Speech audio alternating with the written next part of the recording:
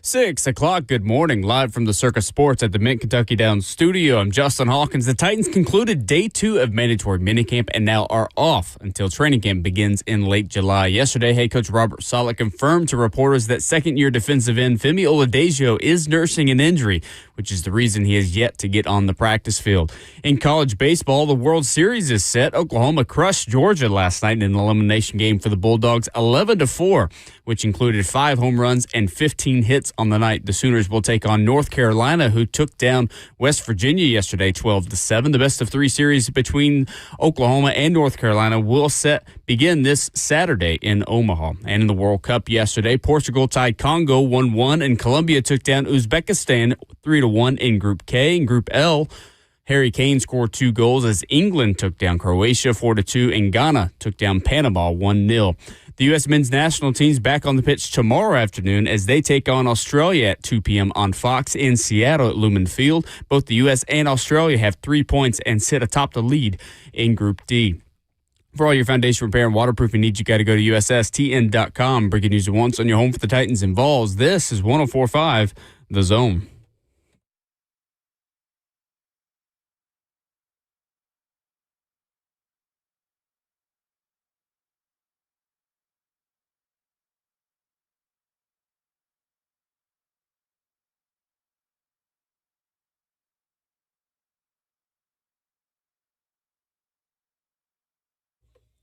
Ramon and Will on 104.5 The Zone. Driving in, we had a little bit of gray skies in Nashville, but the sun is coming out now, and we hope to bring a little sunshine to your drive in this morning. It is Stoney Keeley filling in for Will Bowling this morning. Get involved. Hop on YouTube, Facebook, Twitter, Twitch. Get in the F&M Bank chat. Let us know how you're feeling on this fine Thursday morning, June 18th. Of course, you could call in as well. 615-737-1045 is the number. Joined by Ramon Foster. Ramon, how you doing this morning, my man? Good, man. Way to bring us in properly, Stoney, man. I appreciate you guys hopping in for me on this substitute teacher week, man. Hey, man, I'm happy to do it. Anytime I can get in here, just, next time I'm in, just remind me not to eat 3 plates of sloppy joes the night before. Because, brother, we are hurting this morning. If this is substitute teacher week, where's the TV cart and what movie are we watching? Listen, you keep playing with us, I will roll in. Like, my iPad is big enough for us to watch a movie on. Okay. We can do that. Okay? There we go. I can put on some music. We can put on some best ofs, and we can kick up and relax and just put on a movie. He's saying that like I'm not up for a good time. Brother Hawkins. We got break schedule. We got best ofs we can play. No doubt about it. See, this is what I'm talking about right here. I'm here for this type of stuff. It's summertime, so it feels like break time at this time. Not everybody's awake right now. No, that's true. Very true. That's true. Yeah. 3 plates of sloppy Joe, though, man. Stoney, you're almost 40. Listen, man. Come on, man. It's been a minute since I've had some sloppy joes. I had to go out to my mama's place and handle some stuff around the house for her last night. That's beautiful. And she cooked me sloppy joes, and it was good. So I just kept eating, and I thought, you know what? We're having an early dinner. It's like 5 o'clock. I'm like, this will get through me in no time. And, it did get through me just, about 1 o'clock in the morning. That'll do it. Just, I felt like I had John Carpenter's The Thing inside my stomach, just trying to bust out. Rumbling, stumbling, bumbling. Yeah. That's what it was. Listen, I put on my diaper this morning just to be safe because we got a radio show to do, and I don't want to miss a beat. So listen, you're no longer 21, okay? So I can't go like that anymore. Things anymore. I try to make sure we eat before 8. We've sat down at like 5:45 to 6:30 to have dinner, okay? And like I feel like that's early because the sun is still up and it's bright daylight outside and stuff. But I try to cash in dinner by no later than 7:30. Man, I've come around on early dinner. You have? It's the old people got it right. They got it right. Dinner. They did. They absolutely. You are 100% facts on that one, man. Not only just that, but like here's another pro tip for you and your wife or significant other if you listen to us this morning. Day dates, not the watch. Okay. Ooh. Day dates is the go-to. Okay. Go to these establishments during the daytime, same effect. Or on Saturdays, listen, the 4:45 slot, going downtown somewhere to have dinner, elite. You go at like no later than 5:15, 5:30. You can be back home by 7, watch a movie, have more energy. I mean, there's just a lot more that you're capable of doing because you're not tired. We went out, no free shout-outs, an establishment, a very popular establishment that just opened up in Mount Juliet that is like, I'm talking like hour wait anytime you go. That's tough. We were kind of in between. We're like, oh, we haven't had lunch. It's not time for dinner yet. So, like, what do we do? And said, well, you know what? It's going to be an hour wait. So let's just go. It's like 3:30. So we're expecting a wait, and we go in, and there's not a soul waiting for a table. All the lunch crowd, they're sitting, they're eating, they're wrapping up their meals, they're getting out of there. And we had beat the dinner crowd there, so we figured out, oh, man, there might be something to this 3:30. I'm telling you. What is, if brunch is between breakfast and lunch, what is the meal between lunch and dinner? Leonard. Yeah. Leonard. Cold-blooded Leonard is what that is. Yeah, 100%. Yeah. Leonard. So we had some Leonard, and I was like, hey, we gotta keep this in mind next time. Or legitimately, if you have the freedom to do it, the day dates, they are more elite than I feel like going to an establishment at like 7:30 and sitting down for dinner and stuff like that. Way different vibe. Like I said, you can get in, you get the same menu. They might shorten it up just a little bit, but if you're going for steak, they're going to have steak. Listen, I might go to a steakhouse or we might go to an establishment and I have a burger like in the midday, but we get that time. No real like fuss and crowd that you got to battle and stuff like that. And I thoroughly enjoy day dates now. We've become big brunch people, and I think that's kind of along the same lines. It's like I've realized my wife is an early riser too, so we're both up early. We get our coffee, and then we're ready to start the day, kind of deal. So by the time 11 o'clock rolls around, we're like, hey, let's go get something to eat. And then by the time 4 o'clock rolls around, it's like, I don't feel like getting out of the house anymore. Exactly. Let's just don't fool with that. I guess this is 40 now. This is 40. I'm not 40 yet. I got a couple more weeks. Did you know Slay and I have the same birthday? Do. Well, we talked about you yesterday. I've got a little surprise. I might have an extra one that might share a birthday with you. My little boy, who's supposed to be, as of right now, induced on the 28th and expected to maybe be born on the 29th. How about that? That's a trio right there. Baby the 629 boys. The 629 boys, man. That's cool. Like, legitimately. I'm gonna get Tatum some glasses, and he's just gonna show up like all cool. There we go. Like Carlos. Like not at the table, Carlos. Like Carlos and Hangover, man. Yeah. But yeah, we talked about Baby T-Hawk yesterday, how you, Savage, and Baby T-Hawk might share the same birthday. That would be a first for me. That's wild, man. The 629 boys. Yeah. 629 boys, Gotta get some T-shirts made. Yeah, no doubt. What's even funnier too, the 40 days concept that the Titans are using right now. Yeah, I was going to ask you about that. What are you doing during this 40 days off right now? I like how they're setting that up. If you build book, of course, a lot of things happen 40 days in the desert. Like there's that number right there, super significant. It's quite hilarious. Not hilarious, just it's eye-opening that they're using that side of like the off-season break, 40 days, because in that, you might feel like Moses or you're in the wilderness, okay, for 40 days. Like, because there's a lot that goes into this break. This is the big break. Like, it's just enough time to do real life, real world, real couple, real people things. But go on vacation. Take some time off, finish up some stuff with the kids. The vacation component of it is probably the biggest because this is pro athletes who are in the NFL, their last hoorah, just the last one that you're going to go get. And I like the way Coach Salas kind of framed it. Like, this is your 40 days to get yourself all the way together. And I do mean that. Guys that got to lose 5 to 10 pounds, you got 40 days. Guys that got to get in better shape, condition, you got 40 days. Yeah. You feel like you got to go work on your technique, your pass catching skills. If you're Cam, flying guys out to California, if they go to Miami or Texas, you got 40 days to kind of get all this in. This is like the last test before the actual exam is supposed to like really go over, you know? And I guess that's two things. This is the last stretch before the last test. And like going into training camp, Stoney, like, that countdown within like the last 2 weeks of this break right here gets real. You got to figure out the balance of, okay, how hard am I going to run? Do I want to do something which I'm going to like pull a hamstring, pull a muscle? It's, okay, am I strong enough?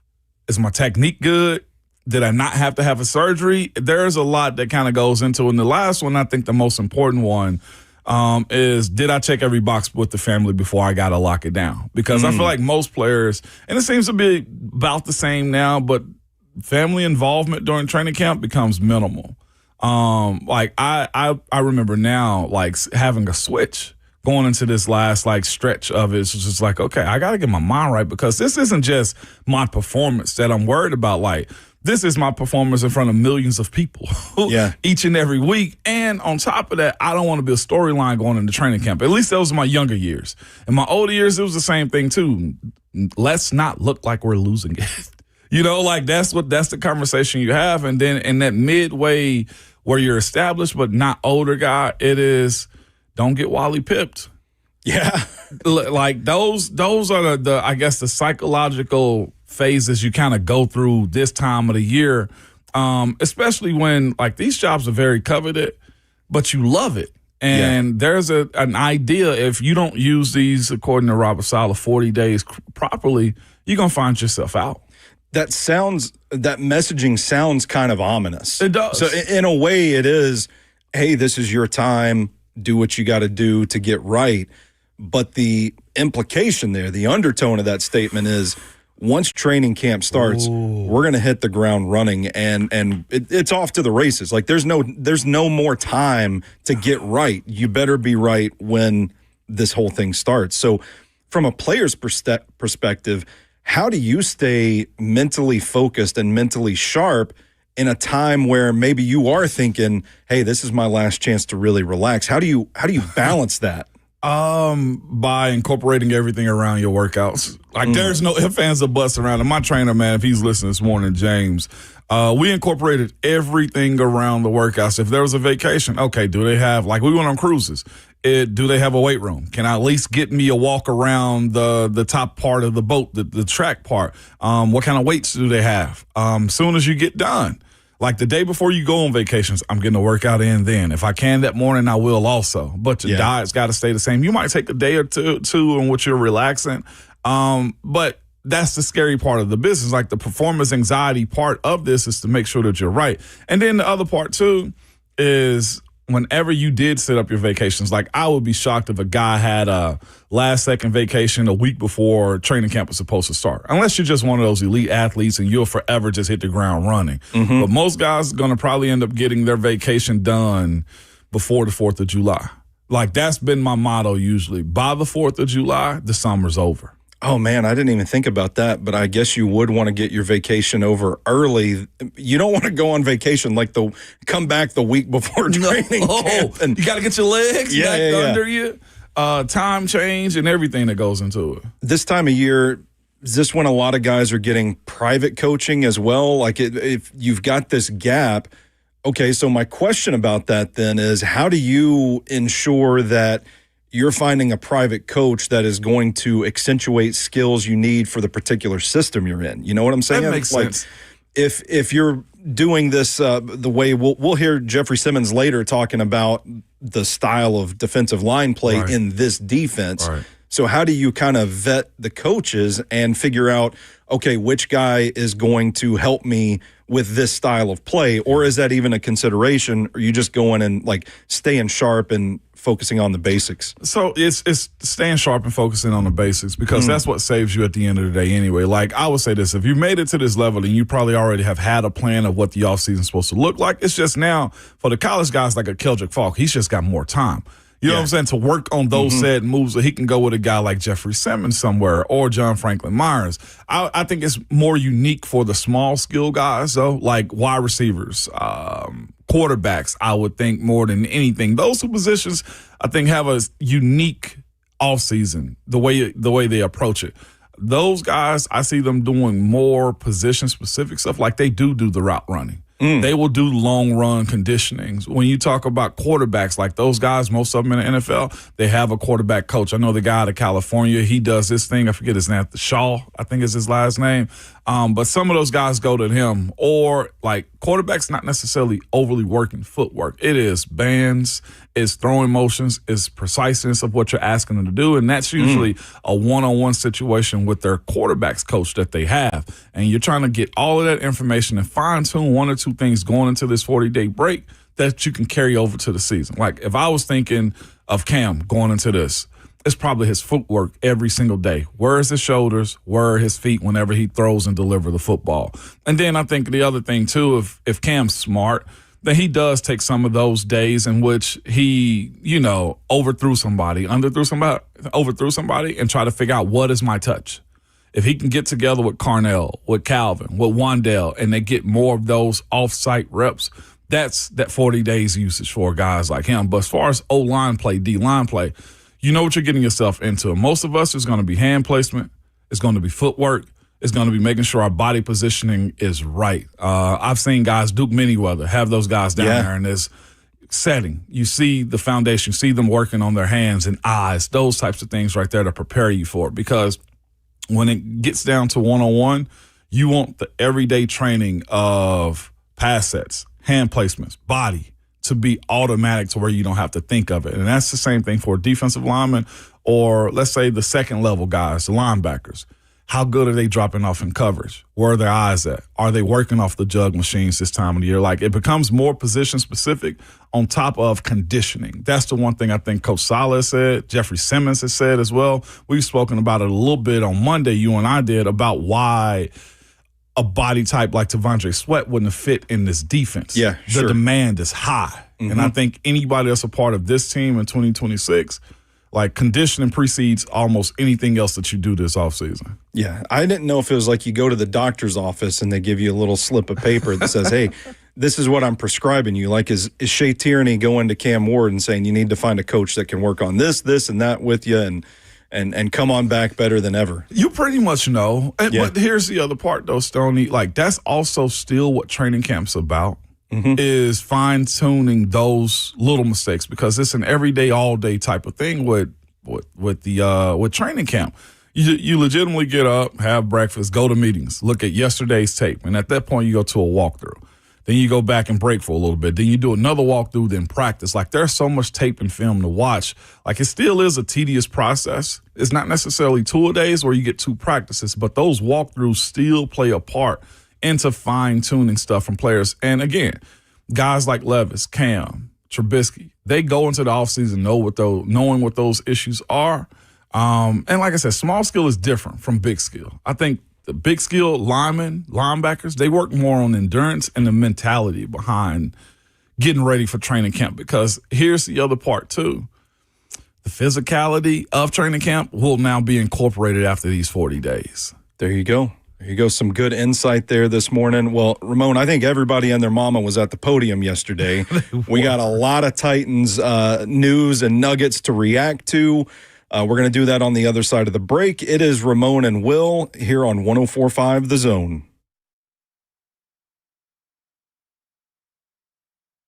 It's Ramon Foster, and I'm with Aaron from United Structure Systems. Man, they came by today to check out my house. If there's anything, any issues, small or big, you're going to fill us in there. We can take care of it no matter what kind of problems. So first off, we'll just kind of take a look through your house and see what kind of issues you got going.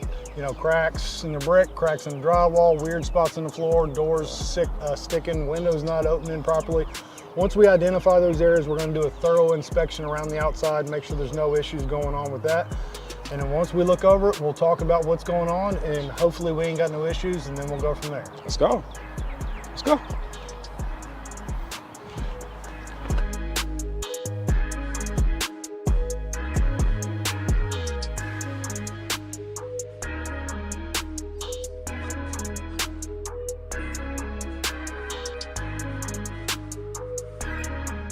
Ms. Foster, so we have looked at the issues that you brought up. We had the drywall in the attic up here above your bonus or your garage. You had some doors sticking. I did. Going in your bathroom. So we've inspected all that. We don't see any major structural concerns. So you're going to be one of our lucky good news customers today. There is some minor deflection there. That's not an uncommon thing. As any house is built, it's its biggest and its strongest the day that it's born. Right, and from that point, it just gets older, just like us. We ain't hopping up out of bed, taking off down the hallway, running downstairs anymore. Not right? protecting quarterbacks anymore. No. Open it up late. We're done. Your guard ain't there no more. Okay, So, I got you. so it just happens. It gets a little older and it starts to deflect. Now, there are some things we can do to kind of help adjust those doors, mainly adjusting in the door, which we don't necessarily do, and maybe doing some light shimming in the crawl space down there to address those sticking doors. But for now, no major issues there. We did talk about the grading in the back and some issues that we can take care of back there for you. But that's pretty much up in a nutshell. No big issues and you're good to go. So. Awesome. So again, what you deal with United Structural Systems is it's upfront, it's honest, and now I can sleep peacefully at night, okay?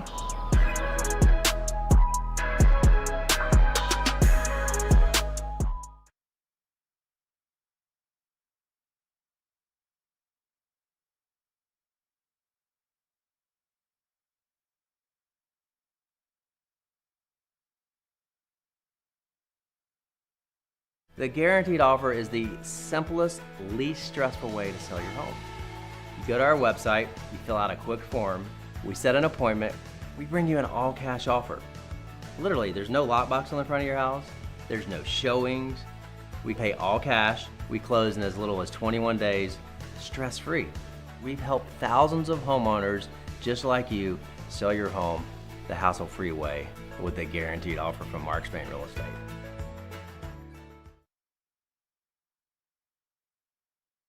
This is a different court, Blair. Same result, Slay. Oh, okay, Blair. See, that's Tyler Tanner. See, Tyler Tanner's in the house now. Let's see what you got. Jerry's out, Blair. Blair, come on. Okay, Blair, just come sit down. Come on, Blair, stop. You're gonna get hurt. Blair, get off the court. That's enough. What's the verdict, Blair? The courtroom is where I play ball. Boy, Durham, injury law. And that ain't got no roof.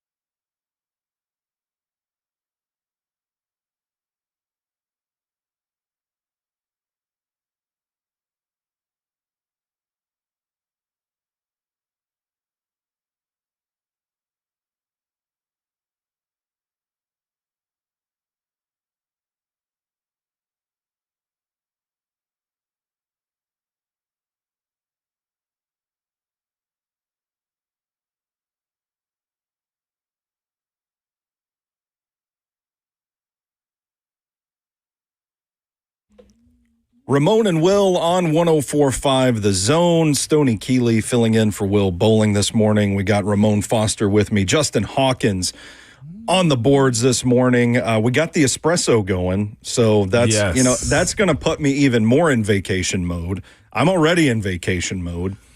Take a couple weeks off. Yes, it's my 40 days too before the season. What's crazy is how quickly this 40 is going to go. I know. Everybody's like, oh, what are we going to do? The dry spell. But I'm thinking, man, it used to be that this dry spell started in like May. Yeah. And now we got stuff all the way up to mid-June. Mid-June. I'll take it, man. I feel like, I don't know. It's like we get into this conversation about the inevitable passing of time as we get older. Yeah. It feels like time moves quicker. I ain't even worried about this 40 days myself. It'll be here before you know it. Same, man. And between that, too, like I said, with the breaks that we'll have come up, got a break on Friday, basically. Mm-hmm. Okay, and then you got the 4th of July celebration. Yeah. That one comes on the weekend, so you're going to enjoy that one, too. The Brendan Sorsby is going to give us something else, okay, as far as sports go. Dude, I know we're speaking about the pro game, and he's trying to get himself at that spot, but what – sometimes having too much money is foolish, is what I would say. And I think Texas Tech kind of fell into that. And clearly, before we go back to transitioning into the NFL stuff and Titan stuff, like Brendan Sorsby and his crew, his camp, his clique, whatever you want to call them, just were flagrant. And his lawyer, too. Like, I even talked to some of my people I know around the league, and they pretty much just told me, like, his agent, if he's certified or not, pretty much screwed him. It feels like everyone involved in this situation is trying to do anything but just stand on it and take accountability. And I get it. Like, if you're in his camp, you do have a bit of an image issue to repair. It's bad. But, like, it doesn't override the facts. No. And the facts were, like, this happened. And actions have consequences. They do. And if I'm an NFL team, the first thing I'm asking him is like, why wasn't this reported sooner? Mm-hmm. Like, where's the accountability there? And I think that's the big hang up for me when we're talking about the Brendan Sorsby situation. But the supplemental draft thing, now that, like, the agent saying, well, if we knew this was going to come down, we would have entered the draft this year. And I have a hard time buying that myself. This was a quote-unquote weaker quarterback class that he has the talent and the athletic gifts to really stand out in. Yeah. I know a good year would have probably catapulted him into top 10 discussion. Like, he had those kind of athletic gifts. He did. It was for him, it was a matter of catching up from the neck up, the decision-making, no doubt, the technical, the operational aspects of playing quarterback. But if he went and had a good year at Texas Tech and showed he could do those things, he was catapulted. He was going to be in a loaded quarterback class. Mm-hmm. He was going to be one of the top dogs in it. So, like, I get it, but that's still an uncertainty. Like, I don't know what kind of feedback he got from the NFL, but I don't know, man. It seems like a lot of saving face right now. It is. We're talking about the Sorsby thing, which is going to, we're segue this right into Cam Ward's audio here in a second, though, too, or Shea Tierney. But the thing that you bring up is why he went to Texas Tech. You mentioned his decision-making. You mentioned he has all the talent, but you needed a bigger year for him because we heard about Brendan Sorsby, but we admitted it on Monday. Like, we weren't watching Cincinnati football to see what he was made of and if he was a part of this first-round conversation as far as the NFL goes. So he needed Texas Tech. He needed the skill. He needed an elevation of play and the stage to kind of build up his stock. Yeah. And that's also what led all of this to happen because he probably got a second or third round grade back. Texas Tech is offering $5+ million. That's more than the second round players are getting. Yeah. And that's over 4 years. He's getting that at $6 million, whatever the number is, in 1 year. One season. So he had to go take it. Yeah. He had to go take it. And he also needed it as well. And now you have his agent going on Dallas, Texas radio stations fully blaming Cincinnati for knowing about this and not stopping it. And I'm thinking to myself, well, if you knew they knew, why didn't you stop it? Yeah, that's what I'm saying. Like, we're doing some finger pointing now, and it seems like it is everything but just Accountability. You know what else I got from his lawyer? What's that? Seems like Texas Tech let him keep some of the money. Because I listened to that audio. And his agent was super apologetic to like Texas. No, Texas Tech did everything they needed to do. They were very supportive of him. They did nothing wrong. So listen to what he's really saying there. Yeah. Listen to what's really being said they there. They paid me, okay, and we all got rich. But sad situation. It is, man, because that's a talented kid. It is. And, you know, I do believe one's mistakes should not define them. And, I get that there's an aspect of this where it's like, you know what, he's still a kid. There's still some growing up to do. But at the same time, actions have consequences. But Sony, here's the other part about the kid side. Like, yeah, he doesn't have life experiences, but he's 22. Yeah. He can that's true. He can enlist in the Army and go fight for this country. Mm-hmm. He can go buy alcohol. He can vote. He can do everything you want to. Like, he understood what millions of dollars meant. And my biggest thing, again, is we have silent addictions. Everybody's got something, right? Like, whether we want to admit it or everybody we know got something. Let's just put it that way. He knew that betting on his own team or betting in sports was illegal for him. That's the other side of it to me. You mentioned the accountability side of it. That's where the NFL does allow him to participate in the NFL. That's where he needs to be front and center. I screwed up. It needs to be I, me, I. Mm-hmm. That's it. Because that's the only thing the league needs to hear in this situation is I screwed up. It'll never happen again from me. I was wrong. I knew and I should have did better. Like, those are the things that he's going to have to say that is going to allow him to get into the NFL at some point in time. Until then, we might see him in the UFL. Hey, listen, some of us watch that UFL action. You know what? Some of my former teammates played in it as well. So, like, I get it. I'm not shaming him, but what he can't afford is to not to play ball. Yeah. I mean, the Houston Gamblers always have a... See, there it is. And they've always got a need for a quarterback, whatever. You gamble, they want you. See, and that's the problem right there for Sorsby that kind of screws them up. Yeah. Is that. Yeah. Man, I was listening to the agent on the clip, which I don't have handy. Forgive me. Oh, good. I caught him saying, like, Sorsby doesn't drink, he doesn't smoke. So he goes to church every Sunday. He's only had 2 girlfriends. I'm thinking, dang, you throw this guy under the bus. This guy's only had 2 girlfriends. He's 22 years old. Like, that he know of. Okay, he might have only had 2 girlfriends, but what does his track record look like? He might have been in them streets, so that's kind of bad. Yeah, maybe they don't like it because he lost over $90,000 in money in gambling. I mean, that's a tough look. We've all blown through some money, whether it was in a Taco Bell driveway.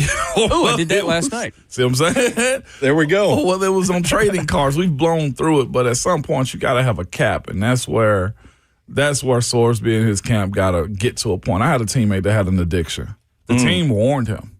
He was going to the Rivers Casino in Pittsburgh every Thursday. Like, we got our checks like on Thursday, and he got his in a paper form. And he go cash his check, have money in the bank, and he hit the casino. We could go in there and play blackjack. We'd go in there and play poker, shoot dice, all of those types of things. Well, it became problematic because the casino notified the team, hey, he's losing tens of thousands of dollars. He's been in here at 3 o'clock in the morning, and you guys have practice the next day. Yeah. And it became super problematic. The team had to ban him, and he still went to the casino, and it got him cut. Like, he'd win $80,000 at a time. He was a lower round guy. And the casino's like, yeah, he won 80, but he's also in the hole for like 200 already. So it's a balance. That much money, that much freedom, and free will, you'll find any vice, is what I was saying. About, like, I'm not shaming Sorsby or his scenario. It's just that it probably was better to just shut up and just go somewhere else. It does feel like there's been a lot of talking that probably shouldn't have been done by multiple people in the story. Because everybody's getting paid. Oh, that's why. There you go. Yeah. Before we shift gears and go to the clips from Shea Tierney and yesterday's media availability, I do want to chime in. We were talking about early dinner earlier in the show. Yeah. And Bruce chimes in the F&M Bank chat. I guess I'm still old-fashioned, but to me, the last meal of the day is supper, and the midday meal we call dinner. I got into so many fights with my father back in the day because he would call lunch dinner and he would call dinner supper. And we used to argue about it all the time. So join the conversation in the F&M Bank chat, Facebook, Twitter, Twitch, YouTube, or you could give us a call, 615-737-1045 as well. Let's hear from Shea Tierney as we shift gears and talk about the Titans quarterbacks coach. We're talking a little Cam Ward this morning. Let's hear from Shea Tierney on Cam Ward's progress so far. I'm really happy with just the way Cam overall approaches the game and the meetings and the whole process of being a quarterback. I can go back to our first week of the veteran mini camp that we had. It's like 5:45 in the morning. I'm just kind of getting ready for my day, and I get a call from him, and he's talking about an adjustment on a play that we actually talked about as a coaching staff the day before, and I hadn't even talked to him about it yet. And he was already thinking about making that adjustment with us, and that's in the first week we're really together. So just to have him there already, kind of in our first week together of thinking of those things, just showed me that we have a guy who's really committed to the game, is always thinking about it, and really just has that hunger to be great, which is what you want to start with your quarterback.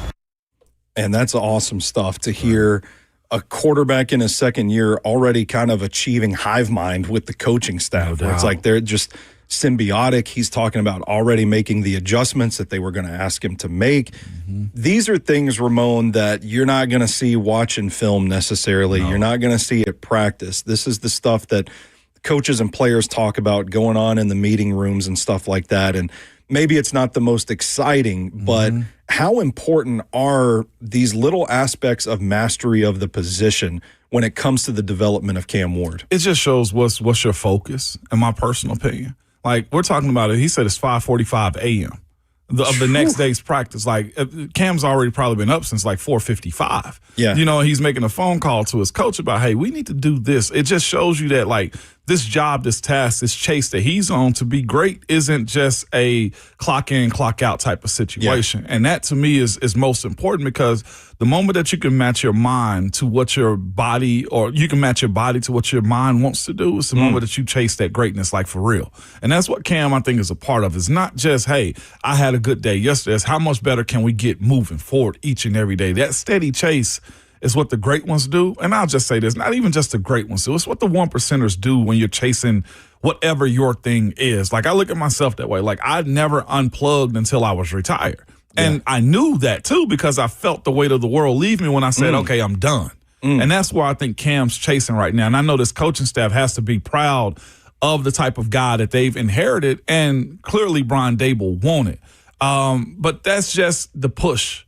I think we heard Jeffrey Simmons, like, he reiterated it yesterday, like, I just want to win.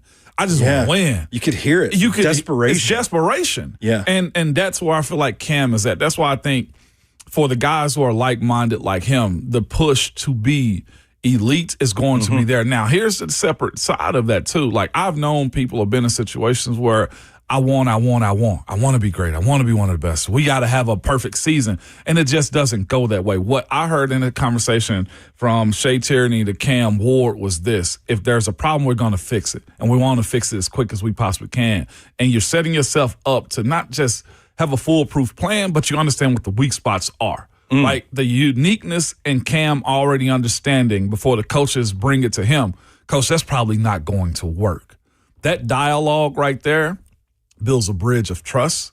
It lets Coach Tierney knows this, that, hey, he knows what I'm seeing, and I know what he's seeing as well. And then whatever we go into the game plan, that communication, as you said, being symbiotic and chasing the same thing, it's the uniqueness that Cam brings. And like I said, I've been around good quarterbacks before, but this type of detail for a young guy is not normal. And you talk about elite traits, like you think Josh Allen's arm and Lamar Jackson's mobility, and I don't know that we've seen where Cam is at in terms of the physical traits just yet. For sure. I like the arm. That's a great point. I like the play extension, but it's still developing. And I don't know that you would put him in that elite category in any of those physical traits just yet, but can this sort of mastery of craft, this operational understanding of the offense, can that be a superpower for a quarterback that does propel him into an elite category? But so that's awesome. I got chills of you saying this because here's the thing. For the ones so Cam's not a 4-4-4-3 guy, we probably assume. Right. He's got a good arm, not a Jamarcus Russell cannon, right? He doesn't have the size and stature of Daniel Jones, right? And he doesn't have the speed and wittiness of a Lamar Jackson. I think when you have those types of elite traits of those guys I spoke of, like Lamar, there's nobody really messing with him, and that's no diss to Cam.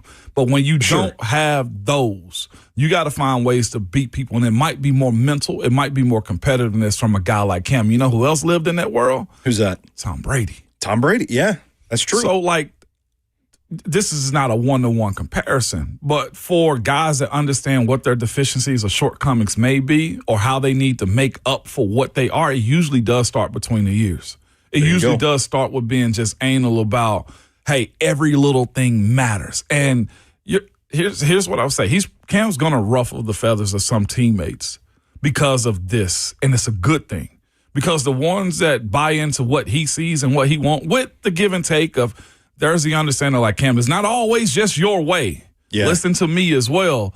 But this drive to make guys want to be better each and every day is a part of this conversation. And I think that's what Shea Tierney's opened the door for us to discuss this morning. Coming up, we're going to hear more from Shea Tierney. We're going to talk more about Cam Ward's accuracy. This is Ramon and Will on 104.5 The Zone.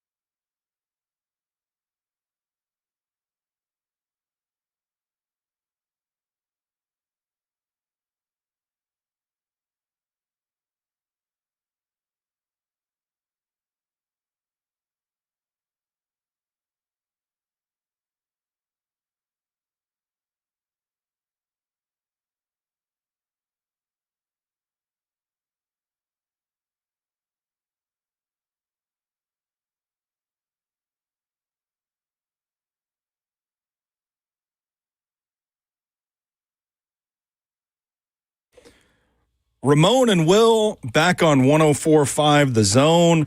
Man, it's too early to be thinking about that long neck ice cold beer, but Justin got me doing it now with that cue Is back. it really ever too early? It's 5 o'clock somewhere, That's right? what I'm saying. That's what they always tell us. Yeah. Stoney Keeley filling in for Will Bowling this morning. We got Ramon Foster with me, Justin Hawkins on the boards. We're talking a little Cam Ward, and Ramon, our buddy Daniel in the F&M Bank chat makes a great point here. Honestly, Josh Allen's arm and Lamar Jackson's mobility have won them 0 Super Bowls. I'd venture that more Super Bowls in the modern era have been won by quarterbacks without elite physical traits. And I think that's Sam an Darnold interesting backs that up. Yeah, it's an interesting point. You look at, you mentioned Sam Darnold, and then Lamar. you know, like, I know Patrick Mahomes is in that upper echelon, but then Lamar, like Jalen Hurts has a Super Bowl MVP. I'm a fan of Jalen Hurts, but I wouldn't put him in that elite category. So it is kind of about the operation to a certain extent, and that's kind of what we're talking about here. If it's even important for Cam to be in that elite echelon of quarterbacks, if he has that mastery of the craft, that connection with his coaching staff, sometimes that is enough to catch lightning in a bottle. It is. And you bring up something, too. And shout out to our good friend, Matt Austin Stanley, brought this up, too. Maybe this is great. He'll use it on his pod later, or probably write about it, but it's a great take that he had. Austin says, how about this Cam take? If he pans out, figures it out, he'll be like a Jalen Bronson type. Yeah. Not elite or even great physical traits, but his craft makes him impossible to defend, and you can't do anything about it. Yeah. Yes. Oh, we saw some plays like that in his rookie year, too, where it's like the defense would have him dead to rights, and then that ball would come out, and the next thing you know, it's a touchdown. You know, like, it's those things. And, like, this conversation of quarterback traits is a new one as well, because quarterback traits used to just be passing, right? Yeah. Pocket presence. How does he take care of the ball? Like, interception, touchdowns. Like, traits wasn't necessarily a part of the quarterback world. Yeah. Nobody really looked at a quarterback running this 40. Nobody really looked at how strong a quarterback is. Speaking of a Jalen Hurts type, that's where I feel like we've kind of transitioned from, and I think that's where some teams have also made the mistake of drafting quarterbacks as well. Yeah. Look at, respectfully, and he goes top 5, but Anthony Richardson. The greatest athlete at the position. I'm talking about drafted him off of traits. We can go back to Jamarcus Russell. Same thing. Drafted him off of traits. I think when you look at Trey Lance and you look at Zach Wilson, right? And I'd even throw Jaden Daniels in there. I know he was Offensive Rookie of the Year, right? But they drafted him off of traits.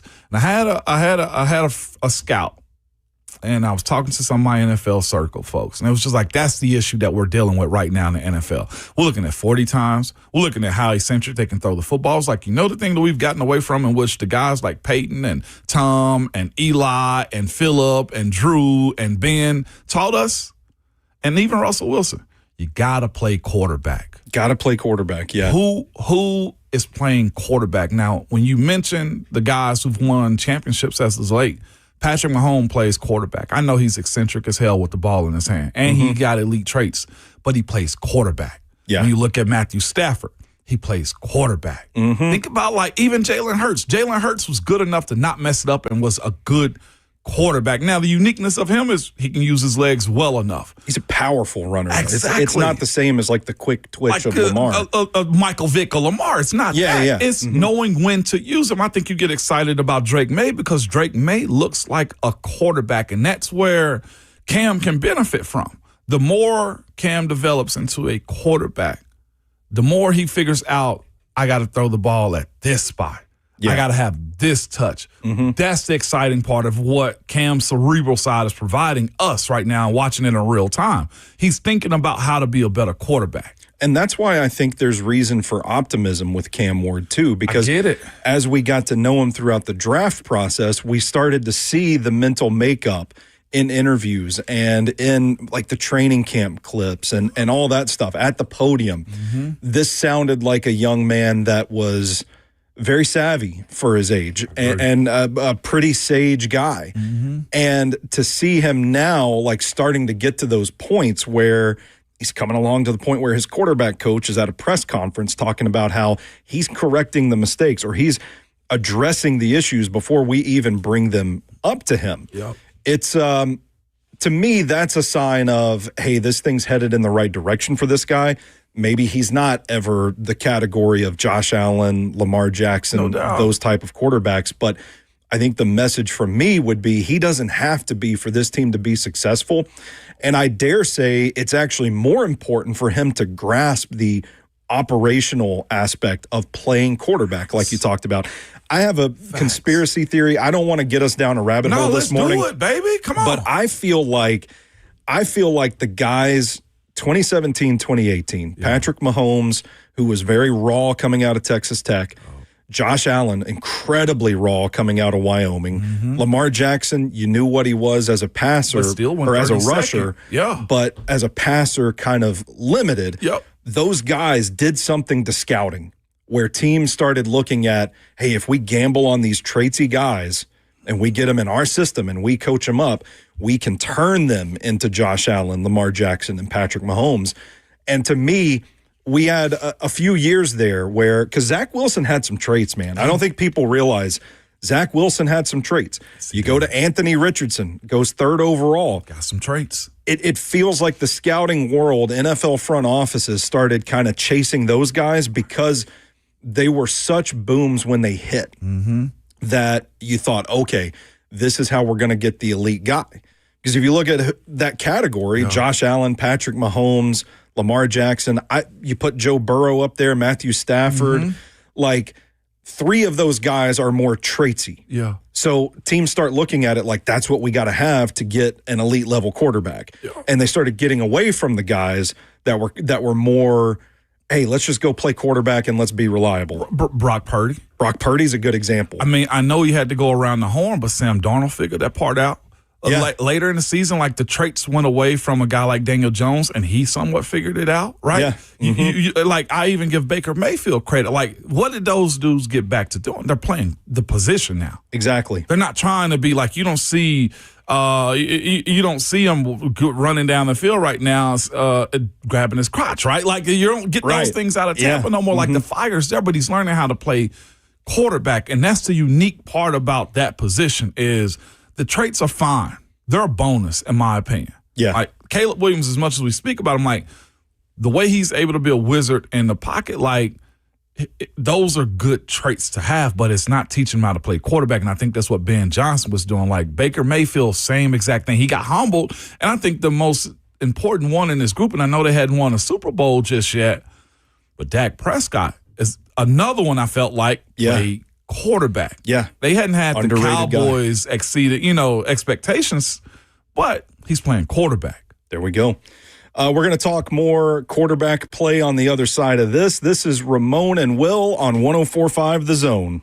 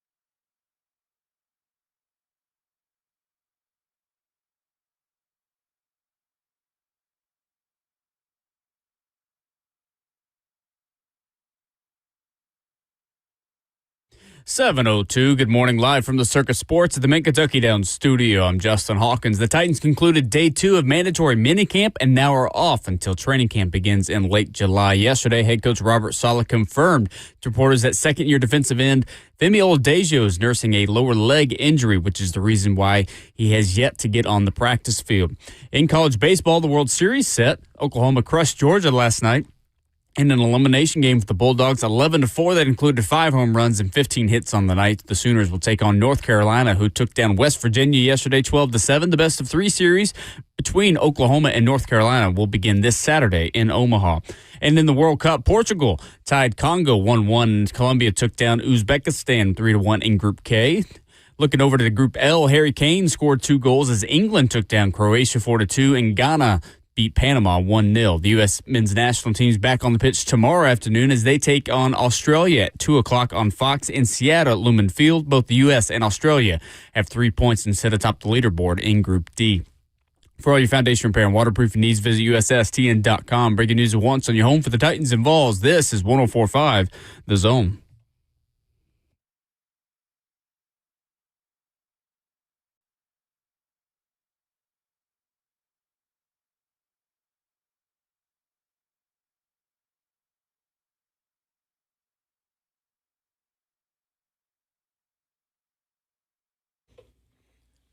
Ramon and Will on 104.5 The Zone. Stoney Keeley filling in for Will Bowling this morning. Ramon Foster in the house. Justin Hawkins on the boards. We got a show going this morning. I've apparently kicked over a rock.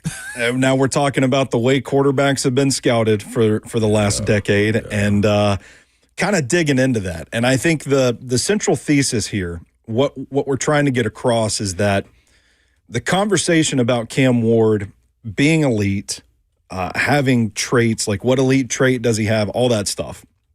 I think there's evidence to suggest that does not matter as much as his mastery of the offense, his connection with his coaching staff, and his ability to facilitate the offense on the field. I found it interesting. And I know, like, this is just surface level analysis. We're just digging into this, just kind of curious. This is we're walking up to the rabbit hole right now with this one. We haven't gone down it just yet. We haven't. But I looked at passer rating last year. Yeah. Ramon, the top 10 guys in terms of passer rating in 2025, Drake May, Matthew Stafford, Jared Goff, Lamar Jackson, Josh Allen, Jordan Love, Joe Burrow, Brock Purdy, Daniel Jones, Dak Prescott. It's a lot of guys on that list that know how to play quarterback. And we started kind of going through these. And I'd even just add in there, too, because Lamar made that list and Josh Allen, too. And I think they're high trait guys as far as the speed and ability. Josh Allen's, he got really good speed, got a monster arm. Tough to bring down, big body guy. Like, that's before he even throws a football around, right? Yeah. Lamar Jackson, same thing. Speed, he's got a missile of an arm as well. But what I would say about those two as you go further, we discussed this group, they're older now. Yeah. Both of them are MVPs in this league. Lamar Jackson surprised us with his legs. Josh Allen surprised us with his toughness. I think Lamar got his MVP based off of his legs with some arm involved in it now, and I think he's become a better passer. It's the way I view Lamar. So he gave himself grace. Yeah, those two specifically we were talking about, they are considered the traitsy prospects when they were drafted. No doubt. And that's where I kind of go back to that, people kind of chasing traits because of the success of those guys. What made those guys successful was that the playing quarterback aspect of their game eventually caught up with the traits. And that's what made them elite. I agree. Is when they started to get that mastery of the position, that mastery of their craft, that's when you started seeing them win the MVPs. No, and that's stuff like that. Especially Josh Allen.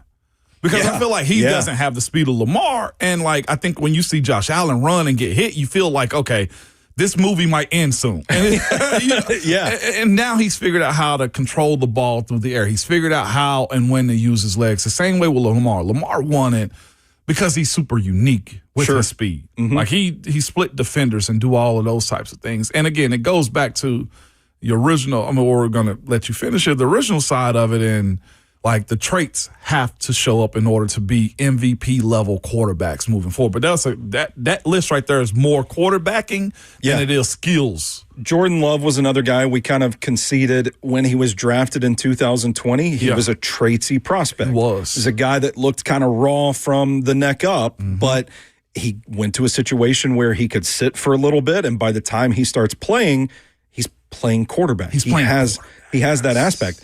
Those three guys are the only ones on the list that I would say were primarily traitsy prospects at the time that they were drafted. And all three of those guys eventually had the quarterback position catch up to them.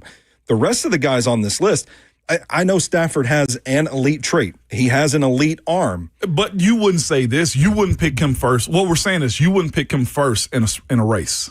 Yes, exactly. He's not vertical jumping 42 inches is what we're saying. Yes. Drake May has some traits, but that's not what defines him as a quarterback. That's not what has made him successful. So, and then you look at the guys like Joe Burrow. I don't think anybody's picking Joe Burrow to win a race either. Like Brock Purdy. Brock Purdy is not Mr. Irrelevant. Yeah. Daniel Jones. I mean, Daniel Jones has some wheels. I think he was traitsy, but I think was most influential into him being that highly drafted was who he was coached by. Yeah, David Cutcliffe. Absolutely, yeah. He came from that quarterbacking school of David Cutcliffe with Eli Manning, Peyton Manning, and now Daniel Jones, the big three that he's kind of sent into the NFL. Yeah. Eric Ainge is another one too. I know how that, but he played quarterback as well at Tennessee. So yeah, I think he came into the league with the understanding that Daniel Jones knows how to play quarterback. Yeah. But, I mean, this isn't to take shots at anybody, but when you look back at the recent history of these traitsy guys that were drafted high, Anthony Richardson's not on this list. Zach Wilson's not on this list. I mean, those guys aren't even playing right now. And then a guy like Kyler Murray, who was pretty traitsy, was supposed to be special. The playing quarterback aspect of the position just hasn't caught up with him, and now you brought it up in the break. He's on his second team. He's on his second team now because it's run out. Yeah, and there hadn't been an advancement on his ability to play the quarterback position. There's a few tread guys, I guess, put hot potato guys in the league right now. Tua is another one of those guys that didn't hone in on the craft of playing quarterback. He couldn't even hit a simple out route. The traits got him in a position. It got him drafted that high. You saw what it could be, but he never evolved. That's the unique, beautiful part about the NFL. There is a draft every single year. That's why I really don't trash guys that are veterans in the league, because you had to evolve in a way that kept you on your said team. Yeah. Like the way Jeffrey Simmons in year 7 last year found a different way to attack offensive linemen. He got smaller. He got more powerful. He got quicker. That's what you're asking every position to do. It's the same as the quarterback position. Heck, we can even go to, you want to go down this rabbit hole? We're here now. We're Bring here your now. flashlight. Listen, it's vacation mode. We're just having fun. It is. Bring your flashlight. Yeah. Let's the 2023 class. The Will Levis class. Will Levis is another guy that elite traits. Elite traits. Traits. But the misfires that he has is I didn't see Jimmy Wise's observations yesterday, and I want to see this before. I want to make sure it's out there before I speak about it, because I'm not sure if anybody else did on Levis's ending of practice yesterday. I'll bring it up later. But what I'm getting at is this. In that 23 class, and I got the list right here, Bryce Young, would you say he's trending towards being a quarterback now? I would say so. Bryce Young is. I like CJ Bryce Young. Stroud's questionable. I think his traits he leaned on heavy that rookie year. Yeah. And he hadn't found a way to make that next step. This is a big year for him. It's a adjustment in the offense to first year in that Nick Haley kind of Ram-style offense. So we'll see if he adjusts and gets his feet beneath him. No doubt about it. And then the other guys in that list, Anthony Richardson. Yeah. Traitsy. Hadn't evolved. And then you got Will Levis and Hendon Hooker both. Yeah. Like, traits each one of them got. I look at Hendon's situation, I see more quarterback that hadn't advanced itself even further. He came into the league injured, so I somewhat get that. He wasn't going to play in front of Jared Goff. Sure. But specifically, I think Will Levis has better traits than Hendon Hooker does. Yeah. And Levis hadn't found a way to get himself to compute in a manner that's going to allow him grace to grow. And especially now since Cam is here, like there's no room for Will Levis as far as staking his claim as to I can manage a team again. And that's the dark side of what professional leagues are. Yeah. Once your window closed, you got to find somewhere, somehow to get back in and prove yourself. Like Kyler Murray's right now is in a perfect position because J.J. McCarthy can't figure out his traits. J.J. McCarthy's another guy that, everybody in 2024, that draft class, when he's coming out, everybody's saying, well, it was that Michigan offense. He didn't really have to play quarterback that much. But if you look at the physical traits, man, if you can teach this kid, he's going to be an elite prospect. And it's that same fallacy that a lot of these teams have fallen into. The book is not written on J.J. McCarthy. I liked J.J. McCarthy for the traits and for the flashes of quarterback that he was playing at Michigan when he came out in 2024. But the reality is it hadn't gone well for him in Minnesota just yet. So he's another guy. Daryl in the F&M Bank chat brings up Trey Lance, a guy we were talking about. You could add Justin Fields to this list. You could. Like the jury's out on Jackson Dart, but right now, as a prospect, you're drafting him in the first round because of the traits. He has to learn to play quarterback. Where things seem to be course correcting is that so many teams have been burned by these guys taking big risks on players that, from an operational standpoint, have not demonstrated that they can play the quarterback position at the NFL level. Now, you saw this year, the two quarterbacks that go in the first round, Fernando Mendoza, number 1 overall, Ty Simpson to the Los Angeles Rams. I don't think anybody's calling either of those guys traitsy. Absolutely not. And something I said to you during the break, if this was 3 or 4 years ago, Taylor Green's probably a first-round draft pick. Easily. So all of this to say, my point here is the conversation about is Cam Ward elite and can he be elite? To me, I'm looking at it like he doesn't have to be. I don't need a guy that has the best arm in the NFL, the fastest wheels in the NFL. It is, can he master the minute details of what it takes to play quarterback and lead an offense in the NFL? And that is where we've kind of seen him make strides this offseason so far. Yep. I believe still that he has the mental makeup to be a good quarterback in this league. Maybe he's never a league MVP. Right. But he seems like the type of cat that they can win a lot of football games with. And if his attitude is infectious in that locker room and more guys play like him, man, that's the secret sauce right there. And to me, that's what's important. The highest, and you're right, the highest trait, guys, I went to the most recent group of quarterbacks that's won Super Bowls. And I'm glad you bring that up because I think everybody's looking for the MVP guy, right? The one that pops out, the one that makes the big plays, the da-da-da, da-da-da, the ESPN moments. And it's, that position of quarterback is more than just that. And like this conversation started because we played the audio from Shea Tierney, the Titans quarterback coach. And we still haven't played anything else. We'll get to it, I promise. But this conversation is based on Shea Tierney telling us in his interview yesterday that Cam Ward's calling him at 5:45 in the morning to discuss corrections that he didn't like in the offense, but they as a staff had already discussed it the night before. It's that chase to becoming a better quarterback. And to me, like, that's just as awesome as seeing him hit a 40-yard touchdown pass. Because eventually, Stoney, if you train and you do it right, like my good friend Inky Johnson, man, motivational speaker, now played with him at UT. One of the things he said to me on my freshman year at UT was, big homie, that's what he calls me, big homie. The cream always rises to the top. And what he meant by that, and I think if you know what that analogy is eventually the crap settles at the bottom. And if you continually on this chase, the stuff that you're looking for, the cream, that sweet stuff, it's there. You just got to wait on it and stay in it. And I think that's where Cam's attempting to get this team at. Now, the floor has to be raised as far as talent, because that's the other part of this equation, too. Talent has to be surrounded. Defense has to back them up. Competent coaches, all of those things, right? And if you look at this list of recent quarterbacks that's won it, let's go since, heck, because they just been running a gambit on it from 06 all the way down. Let's go 03 when Brady got in. Brady got it in 03-04. Ben got it in 05. Supported by mostly defense with some traits. Peyton Manning won MVP and got it in 06. Eli Manning, not high traits. No. Let me know when I certainly get a not. high trait guy, okay? Ben Roethlisberger, nah. I mean, it's tough. I get it. Great defenses, though, too, right? Drew Brees, good arm. Not a traitsy guy. Not a traitsy guy. Aaron Rodgers, probably the highest traded guy on this list. Yeah, and that's still like I don't He's think only anybody's got one. Oh, that's a good point too. Yeah. And one is good, but you got Eli, Joe Flacco, not high traits. No. Russell Wilson got some traits. But again, to go back to has traits versus traitsy. Yeah. I would not call Russell Wilson traitsy. I agree with you there. He has traits, but his primary trait is playing quarterback. It's playing quarterback. So you got Peyton, you got Tom. The one that really solidifies all of this, though, in my personal opinion, Nick Foles. Yeah. Yeah.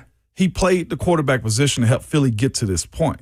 More and better than the more traitsy guy Carson Wentz did at the time. Mm-hmm. But again, Tom Brady, Patrick Mahomes, Brady again, God, dog. Matthew Stafford plays quarterback. Patrick, Jalen Hurts, Sam Darnold.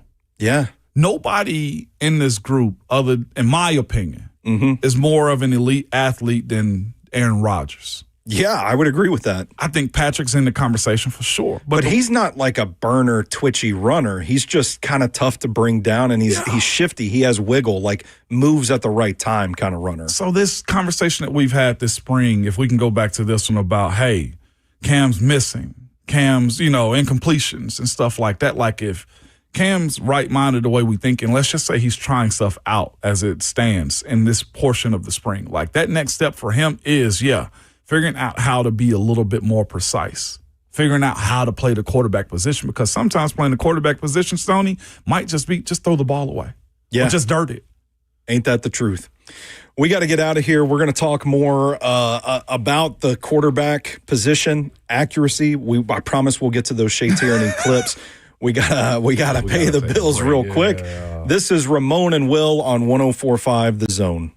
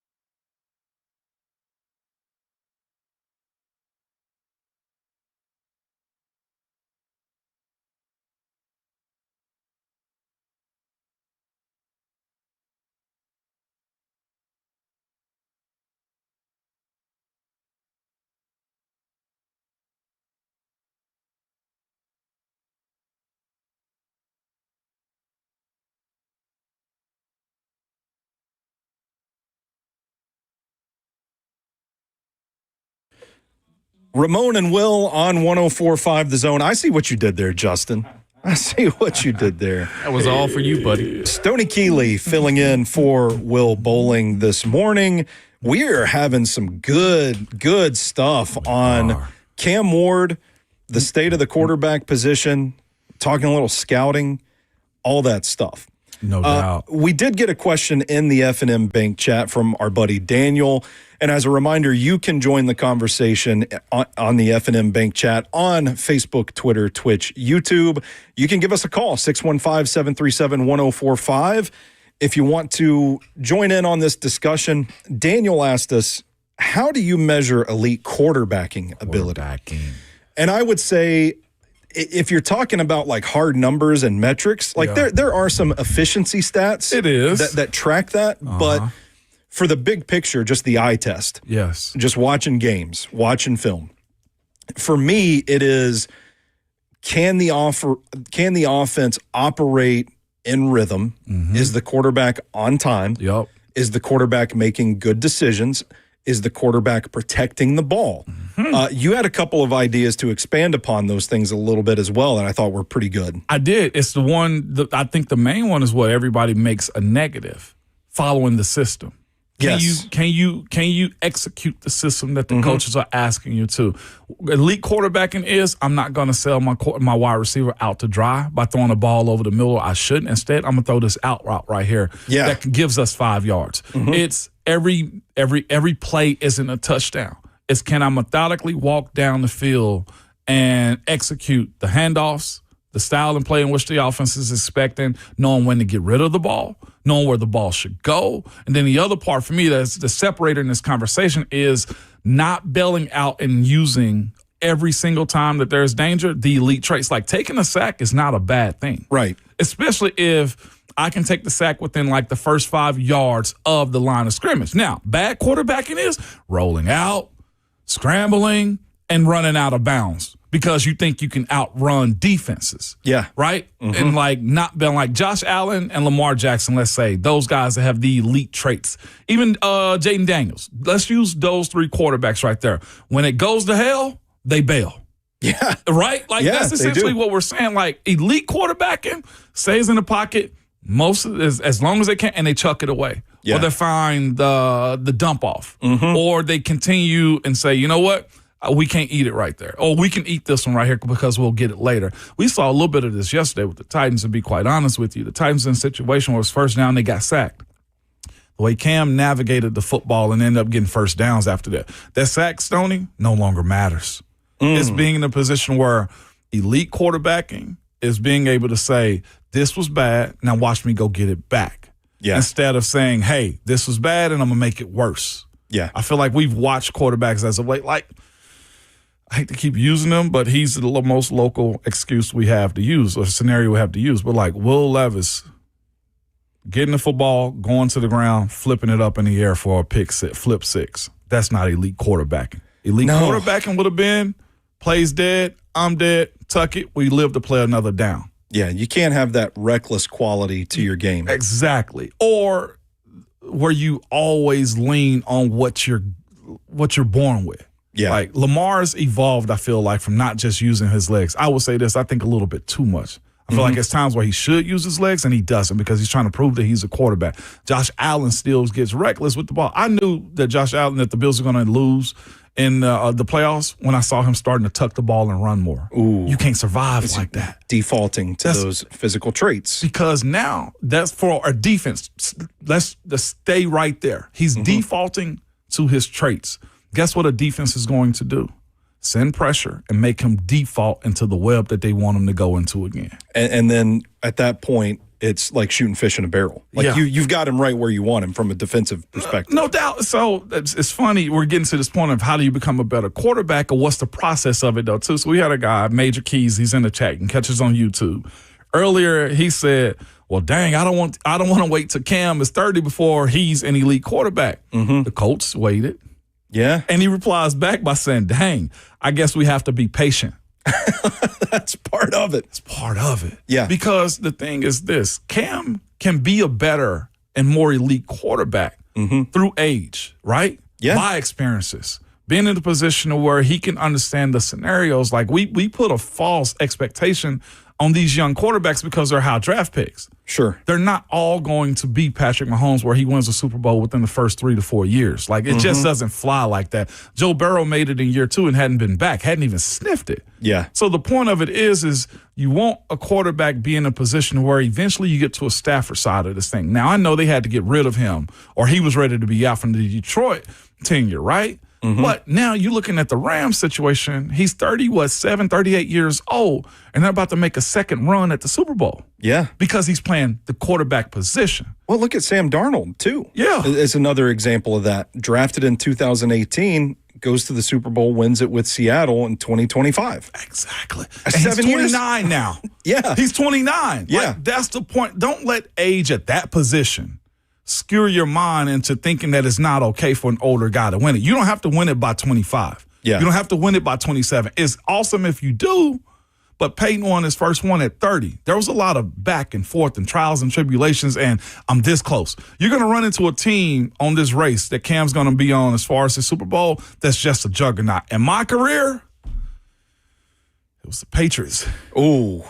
And we don't have to relive bad memories this morning. It's vacation mode. It's the reality of it, though. Like, I made the Super Bowl in my second year, and I said I'll be back. Lo and behold, there was Tom and the Patriots. And then whenever we got to a point where we felt like we could knock them off, damn it, here comes Patrick. Yeah. But that doesn't mean the seasons or I didn't have a successful career. It's just that you can stay in the hunt. That was my whole thing on the 9-7 and 10-7 conversation. The continuation of being above the line is when it does eventually click for you. You need to be ready, and that's why I don't think it's a bad thing if Cam gets a second big contract, but he still hadn't reached the pinnacle. Yeah, the team and the luck component we spoke about the other day plays a part in it too.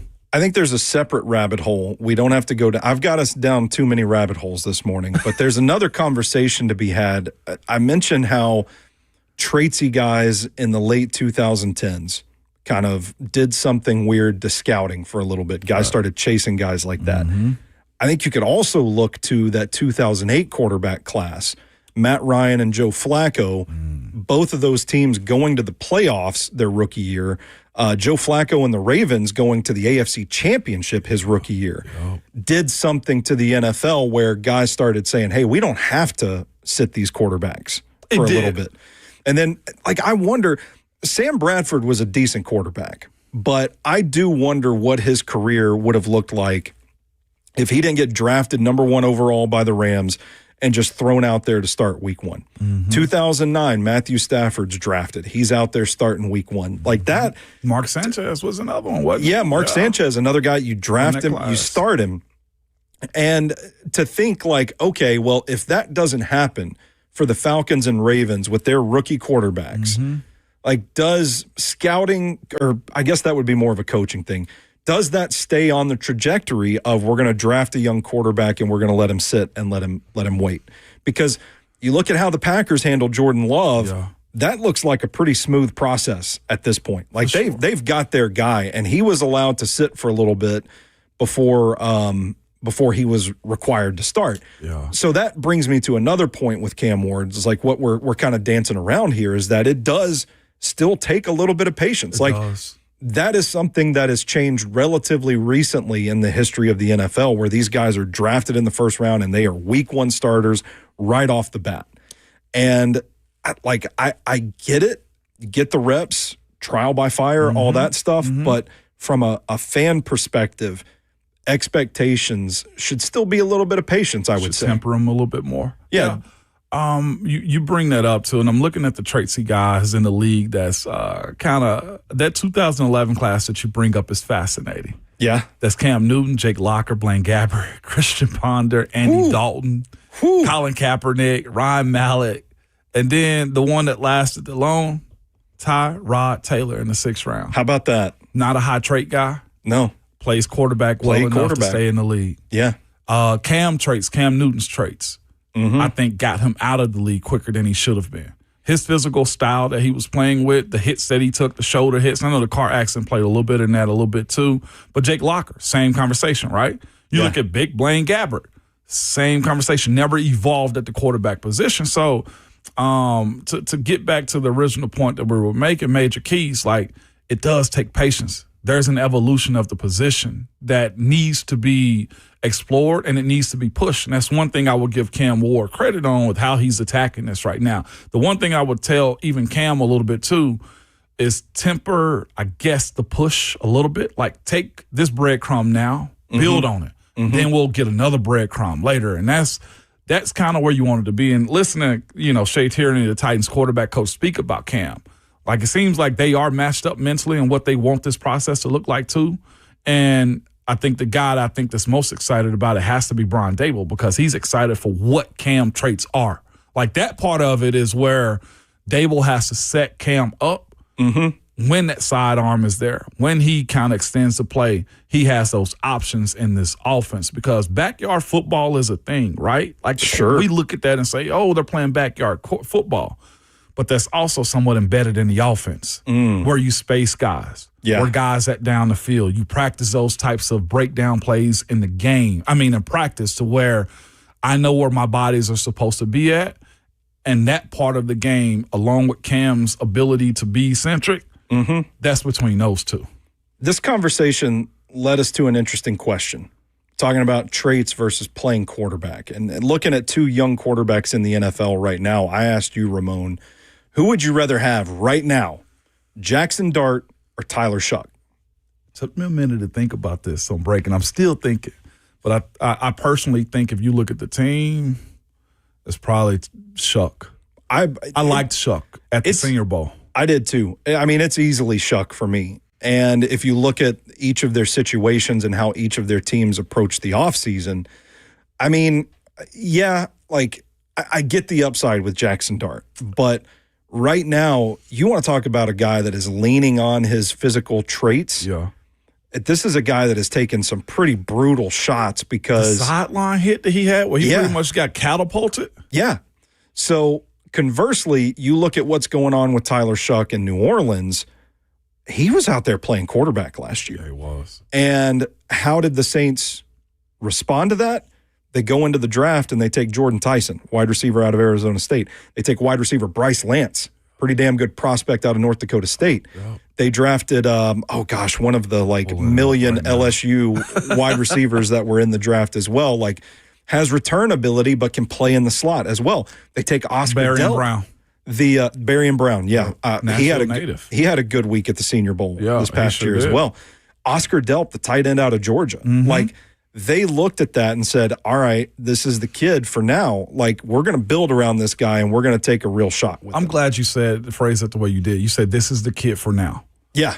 And the sad reality for Tyler Shuck, the same as it was for Jalen Hurts.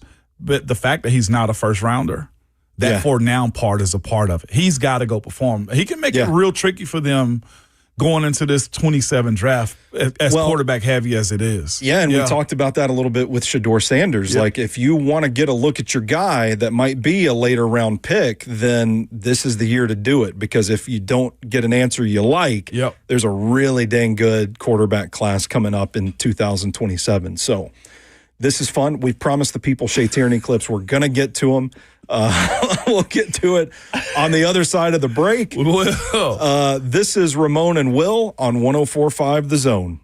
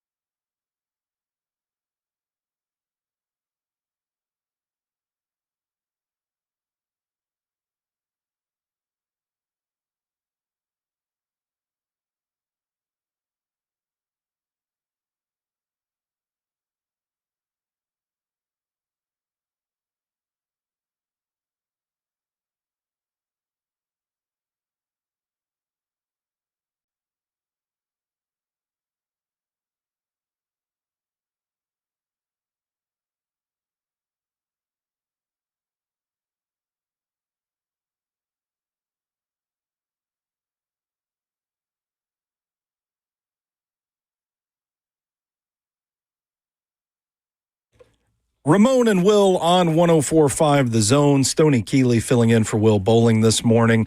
Ramon, have you heard from Will? Like, Will's okay, right? He is okay. Okay, then just fall into a black hole for the week. Nah, and he broke his rule. He said he wasn't posting anything from his honeymoon while out.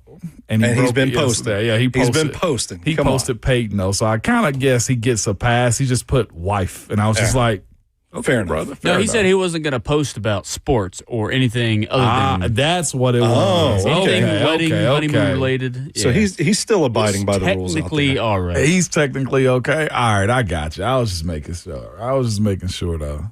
Can join the conversation today in the F&M Bank chat on Twitch, Twitter, YouTube, Facebook. You can give us a call at 615-737-1045. We got a caller on the line, Drew in McMinnville. Justin, can we get Drew on the air? Drew, what's going on? You're on with Ramon and Stoney. Morning, fellas. Ramon, Morning. it's been a minute. How y'all doing? We're So good, far, so Drew. good, Glad boss. to have you back in, man. Yes, sir. So I've always had this thought about quarterbacks, right? And if you know ball, you're going to know what I'm talking about. So y'all are going to know exactly what I'm talking about. There are quarterbacks that are athletic, and then there are athletes that play quarterback. Ooh. Yeah. Like the two of y'all have been talking about, prime examples of athletes that play quarterback: Josh Allen, Lamar Jackson. Right. When the shit hits the fan, Whoa! and they resort back to fact. Well, Come on, Drew. all right. You were doing good. I like where you were going. Athletes that play quarterback. And you know versus ball. Quarterbacks that play. He got comfortable. Oh, Drew, I ain't even Drew. blaming you, Drew. Hey, listen, it happens. What were we talking about before we went on the That's air 2 today? days in a row, Ramon. 2 days in a row, somebody's cussed on our show. It's something about the football and other F word side of this equation. Sure. Drew, I really want to hear you stake your claim, Drew. Like, I don't even blame you. Stoney and I have just been sitting here talking, rapping, and it's been real chill. So it makes people unlock. Like, we got a lot of engagement on the YouTube chat as well. YouTube chat's going off today. It's going off. We're going to answer the Restrepo question in a bit, too. Probably Yeah, we can get that. Yeah, Vandy Chris is a little irritated by us saying that Cam Ward doesn't have to be an elite athlete, but Xavier Restrepo does. Yeah, I know. So they're different positions. So.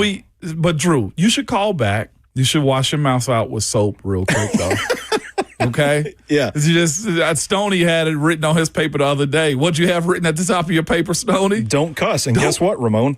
I got it written at the top of today's paper, too. Drew should have wrote it on his. Drew, as you're driving, Drew, Jeez. with your left hand on the steering wheel, like, right, don't cuss on there and call us back is all I was saying. Yeah. He got comfortable. We were talking about that earlier, too. We're like, man, the flow state of the show is just like you're hanging out with your buddies, maybe popping the top on a few cold ones and just having a good time. You're right. Drew just got a little too comfortable there. Do we think we know where he was headed? I jotted down, that is When the crap hits the fan. that is a bar from Drew, that there are quarterbacks that are athletic and then there are athletes playing quarterback.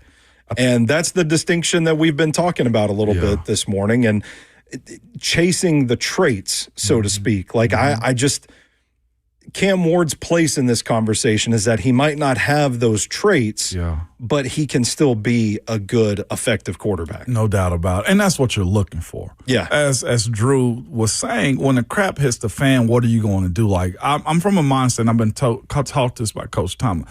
Everybody's got something dirty about their job. Yeah. Your dirtiness as a quarterback is probably going to be being able to get outside of the pocket, throwing that ball, and somebody pushing you into the ground. Mm-hmm. Another part of quarterbacking, as we speak about the differences, right, is staying in the pocket, getting hit in the face, but still completing the pass. Yeah. Like, instead of aborting mission, rolling out and causing chaos and trouble, because at that point, your offensive line might get a holding call that's a 15-yarder at that point, or 10-yard. Like, it's those moments. Or you hold on to the ball too long in an RPO situation, and you got a legal man downfield because you can't quarterback well enough to know when to make that decision or when to hand the football off. That's good insight. Those are the differences right there between playing quarterback and, like, quarterbacking. Like, you know what I'm saying? Like, that's what we're getting at this point is, and I think that's what Cam's wanting to do. That's why you see him, in my personal opinion, the way I view this spring, trying out those down the seam passes, those overthrows that he's having. Like, there's a feel component into completing that, and you can't get feel, Stoney, without reps. without messing it up. Yeah. Do you want to touch on Vandy Chris's statement about Xavier Restrepo? Sure. We got real about quick? right at about 2 minutes. Yeah, you want to go about it? Yeah, I mean, you don't have to have the athleticism to play quarterback. It's kind of the central message of what we're talking about here. The operational, the decision making, that sort of thing. You don't have to have the athleticism, but if you're a receiver and you're asked to go out there and route a guy up or run by a guy, it takes an element of speed that you don't necessarily need at the quarterback position. It's two starkly different positions that require different skill sets completely. Yes, it does. And here's twofold, though, to that same thing. Like when you're asking, you said it, when you're asking a wide receiver, go beat a DB. Yeah. Who's equipped with speed. Who's also fast. Who's also fast. Who's also very instinctive and has been covering guys all his life. Like there is a side of it where my quickness, my fast, my speed has to be able to trick him enough to where I can get open. Yes. If I'm a slug running a route, I can't get open. That's why speed is so important at that position. Now, here's the other part, though, Vandy Chris, that I'll back you up on. I think in this offense, where it's predicated on guys being quick, closer to the line of scrimmage, that 5-yard routing somebody up in and out. You can be more quick than you are fast. Yeah. I feel like in this offense. So there's a lane. Restrepo's making headway. And I'll tell you, I'll be man, honest with you. The pass that the Titans hadn't released yet, the catch that he had yesterday, yeah, you make teams off of that. a little Odell-ish, if you will. He got his Odell Beckham on yesterday. There's a spot for everybody on any team. You just got to find the right system. And I genuinely think this system can work for Restrepo. And I will say, watching him play, watching his tape and how they've built the wide receiver room around him, well, not around him, but on top of him, so to speak. They've got the guys right now that could probably win with speed. Yeah. They've got the guys where it kind of, you ask him to do a little bit less. Well, then if he's going up against the teams like fourth or fifth defensive back, it might be a little bit easier for him. You might not need the elite speed to route that guy up and get open underneath. Yeah, he's not number one in this. Yeah. Like if we're going for vertical, what you're saying, he's the underneath route. Yeah, and that's like that could be a role where he could find success and not need the freaky speed, the freaky athleticism, but just generally speaking, from a wide view, the positions are so different. Like you got to have at least some element of speed and athleticism if you're gonna play that. So we'll be right back after this. More Ramon and Will on 104.5 The Zone.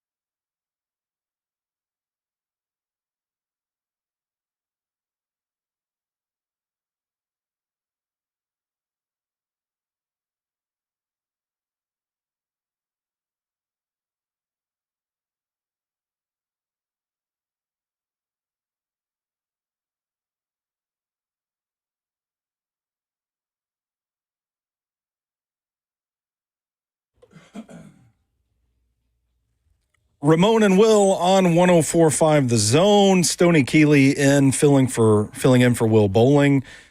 Ramon, man, I just blinked and 2 hours have gone by of this show. I used to sit here and wonder, I'm like, man, how do they do 4 hours of radio every single morning? And then I come in here and it's just like we bring up scouting rabbit holes, quarterback talk, and I black out. And now it's 8 o'clock. Half the show's over with. And that's what's unique, man, is we got, how many, did you count them up? How many clips we got from yesterday? We have, according to the numbers on the page, is 106. 106. That been organized, labeled, cut. A lot of work went into this, and we have played one of them this morning. So... we have 40 days. We got hey, there we go. Ever the optimist, Justin. He got 40 days, which is a part of this break. And we spoke about how quarterbacks and other positions could get better, but this conversation started with Shea Tierney, the Titans quarterback coach. Yeah. He and Cam's relationship and how Cam is, really pushing to get better and how they're already on the same page with how they can correct each other. And it sparked a conversation we've been having of when does Cam transition into more of a quarterback versus quarterbacks that's got traits. Mm-hmm. Like, would you say Jaden Daniels won Rookie of the Year because of his athleticism? That's a good question because I feel like Washington that rookie year, they were very careful with him. I don't think they asked him to play a lot of quarterback early on. So I think his dynamic playmaking ability, I think it was the X factor for him that year. It was the X factor. Yeah. For sure. It's somewhat the same way I feel about the RG3 career path that he chose to take. Mm-hmm. RG3 came out and just took the NFL world by fire. You know what I'm saying? Like the way he was in the pocket slinging it, the way he was able to run it. And eventually the conversation came out of D.C. that he wanted to be more of a passer. He wanted to be more in the pocket. Yeah. And I think that was the mistake in hindsight. If he go back and look at that and be real with himself, he probably should explore being more of an athlete, solidifying himself, because soon after that, Kirk Cousins came for him and the rest was history. Yeah, that was short-lived. They chose the 5th rounder over the first-round guy. And that was the most, I guess, eye-opening part of it. It's the same way, and I'll bring this up and people roll their eyes at it, but that's the reason I do look at Shedeur Sanders' situation. Yeah. He's not his dad.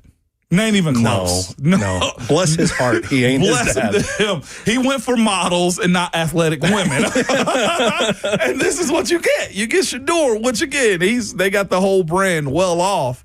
But Shedeur has had to learn how to play quarterback. I think that's why Deion Sanders has elected to use his resources. That's why Tom Brady was able to be around Shedeur and all the other quarterbacks in training that he's has, because he's not a fast guy. If Shedeur, in my opinion, was a 4-3 dude, first rounder, no question. Probably, yeah. But he's having to grow into being a quarterback, and that's why I think he'll probably, if given the opportunity, upshow Dylan Gabriel and Deshaun Watson, to be quite honest with you. That's a hard take to make, but that's the way I look at that situation. He's the better quarterback in that situation if he can get rid of the rollouts.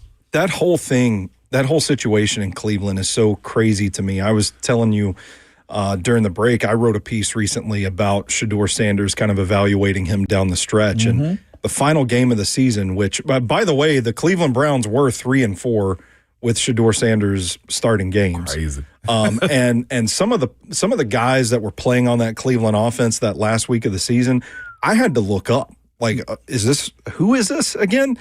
And that was pretty evident on his tape. It was like, okay, if things weren't good around him, his play suffered a little bit, but he still seemed comfortable. Yeah. And he still seemed like he could run that offense.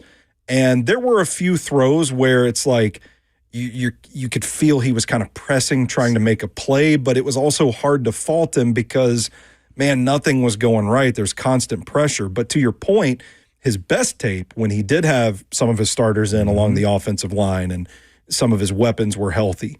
You watch that tape and it's like, oh, this is a dude that can play quarterback. No doubt. I just saw it in the chat.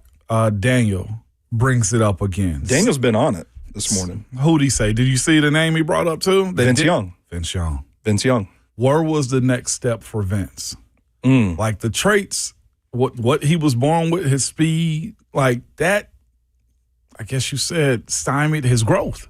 Yeah, like I mean, that would have to be the case right there, other than the mental side of it. I feel like he was a good example of a guy that really defaulted to his traits. Yep. That kind of leaned into it when the quarterbacking aspect of the position was not there. Was not top of mind, and he never gave it an opportunity. Yeah. Right? Yeah. We do have Darrington on the line. Justin, Darrington's out east. Oh no, there he goes. Who did that? Oh boy. That's why I don't touch stuff. That was so hard. As soon as I put him on live, I don't know if it hung up or what. Darrington, call us back, my Hit us man. back on that one, man. We were just coming to you, Darrington. Yeah. But that does bring up the conversation with Vince. Yeah. Vince Young. Mm-hmm. Like all the talent in the world. But again, you mentioned those traitsy parts in which people were drafted. Like it'll only get you so far until you have to evolve. Yeah. God, what a conversation. This is a conversation, man. I just keep coming back to Cam Ward at the heart of this conversation. And that's where I'm thinking, like, a little bit of patience.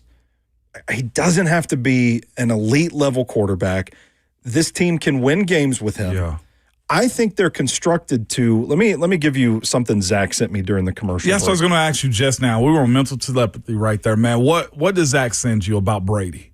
Kind of crazy how the Patriots in 2001, which was Brady's second season, were 6th in points for, with 5 pick sixes, 2 punt return touchdowns, 15 rushing touchdowns, 21 passing touchdowns, 24 field goals, but they also threw 15 interceptions. Wow. Point being is that defense was supremely underrated in the growth of Tom Brady. And that's where we look at Cam's situation. It's like, all right, let's stop worrying about whether or not he's Lamar Jackson or Josh Allen. Let's stop worrying about like what he should be in year 2. He's still a developing quarterback. And let's look at what this team is built to do. Mm-hmm. This defensive front is going to be nasty. I will be surprised with the pieces they've added, with the way that Robert Saleh wants to coach this defense, with the way they want to play. I will be surprised if that's not a strength of this team. Mm-hmm. They've revamped the secondary. They've added starters back there. This team is kind of built on offense where I think they're going to want to run the ball. Yep. And so that is an environment that is conducive for the development of your young quarterback. You're not asking him to be Superman. No. So I think that's a really good parallel drawn there by Zach, and props to him for digging up those numbers and sending them to me. What have I been saying the whole time? Like I'm proud to say I stood on this soapbox and said Cam doesn't need to be the main star. Mm-hmm. He should be a co-star in this movie right now, because if you follow the money, they spent a ton of bread on the defense. They went and got experienced bodies. Yeah. They went and got guys that understand the system. You look at a guy like Tony Adams being a part of this equation, what he can mean for it, immediately being able to step in and make plays for you. You look at John Franklin Myers, who's played in this this defense as well. You look at the step that Cedric Gray should take, Cody Barton being a part of it. Like, you legitimately say to yourself, this is going to be a defensive-led team. Cam's abilities to make plays in it does fall on his, growth. It falls on that, but like he's of the mindset, in my opinion, it shouldn't be that high of expectation that he needs to be league MVP going into year 2. Fair enough. Looks like we have Darrington back. We got him back now, don't we, Hawk? There we go. Darrington, you're on with Ramon and Stoney. I promised I wouldn't cuss him. I swear I wasn't going to do it. There must have been AI or something, because it showed. Well, I got PTSD now, Darrington. Don't look. I promise you ain't got to touch the dump button when I come. I keep it clean like a bar of this. But I got a question for both of y'all. Stoney, you were talking about the quarterback and playing actual quarterback. And when I hear that, I think about over the 110-year history of the NFL of what the prototypical quarterback was. A 6'4", 225, and can just throw the ball, make all the right necessary throws. Mm-hmm. With the way that the league is evolving and the way the defenses are set up in the speed of the game, being that they're going to more athletic build quarterbacks, do you think the prototypical quarterback, or what we ask or say is a quarterback, has that changed, or has that evolved or upgraded with the time that we're in now? And then Savage, you were saying be patient and wait for Cam. That is all fine and dandy, but with players more, and I'm not saying this is about Cam, but let's be honest, more players are worried about their marketability and what they can make long term. Being once they hit year 3, they're already looking for what their next paycheck is going to be. Right. And they always want to reset the market. So at that point in time, Cam's going to come to a point to where he's going to be able to reset the market. Now, do you want a good quarterback or do you want a winning quarterback? Because I think there's a difference. I think there's a lot of good quarterbacks, but are there a bunch of winning quarterbacks? I think Jalen Hurts is a winning quarterback.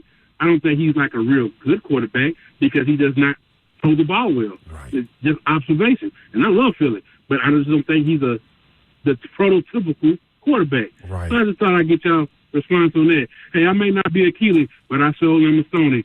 Hey, hey, my man, Darrington with the mic drop there. Great questions Man, right there. That's another rabbit hole. The question he presented to me. I'll be honest with you, Ramon. He asked me that question, and I just blacked out. I don't know what he asked you. If you want to answer him, I'll go first if you want me to on this one. So Stoney, I'm calling him Stoney out here, okay? Because he said he's Stoney, okay? Yeah, his words. So you said I'm practicing the be patient side of it. So the side that I'm presenting of the be patient is to be patient and grow still.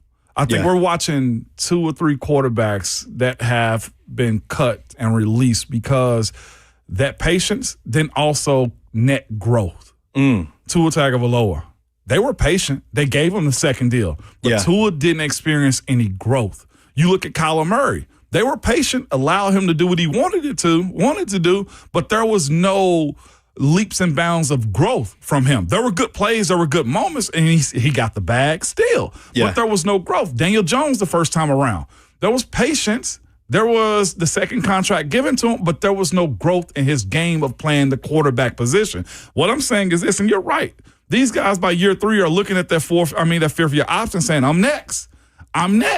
But here's the thing about them. You can give that 5th year option and you can give them a new deal. As long as they're a continuation of their game. He mentioned Jalen Hurts. Again, I want a winner. If Cam's helping his team win more games than he is losing them, and you see those steps and those stats of, hey, he's got 5 game-winning drives, or you watch him get the ball with 1 minute and 12 seconds before the half is closed, and Cam puts him in a situation to either get a touchdown or a field goal. You live that life because eventually with either better talent, Carnell growing up, offensive line piecing it together, defense staying sustainable, and the offense being in Cam's hands, like you can still be patient and watch that growth. Again, Darrington, we brought up earlier, Peyton Manning didn't win his first Super Bowl until he was 30. He was almost 31. Yeah. Like, we can celebrate growth and watch them develop while also being heavily paid and still see the end game of, like, we're marching towards a Super Bowl. Like, how many do you need? I think this fan base, the Titans, any fan base, hell, will take 1. Yeah, man. They will take 1. Mm-hmm. So think about what you're asking when you talk about the market side. And here's the other part too, Darrington, with the market side. When you're good and you win, marketing comes along with it. So if you put the cart before the horse, the way Levis did with the Mayo stuff, then it's embarrassing. So like if you get one, usually if you put the game first, the marketing comes with it. And I think if you have enough success and growth, though, Darrington, like you won't question, are we justified in these contracts, especially if Cam's getting better? Fair enough. We are up against the break. So, Darrington, I will get to your question for me on the other side of it. Tucker, we see you on the line. We will get to you soon as well. This is Ramon and Will on 104.5 The Zone.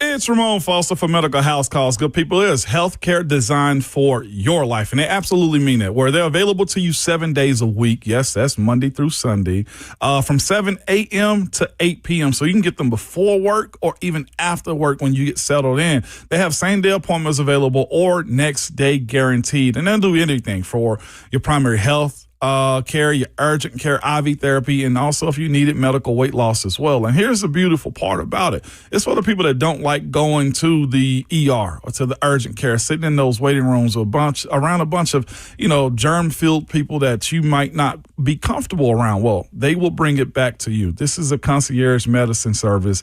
And it's not just regular folks coming by. No, these are real doctors and nurses that have come by your house and service. I've personally used them, and they're very professional, really good, and very prompt as well. For a flat fee, though, you can get an evaluation, full exam, treatment plan, and prescriptions if you need it. So you can have that private conversation and get what you want every single time. Again, their website is medicalhousecalls.com, or you can call or text them at 615-838-2375.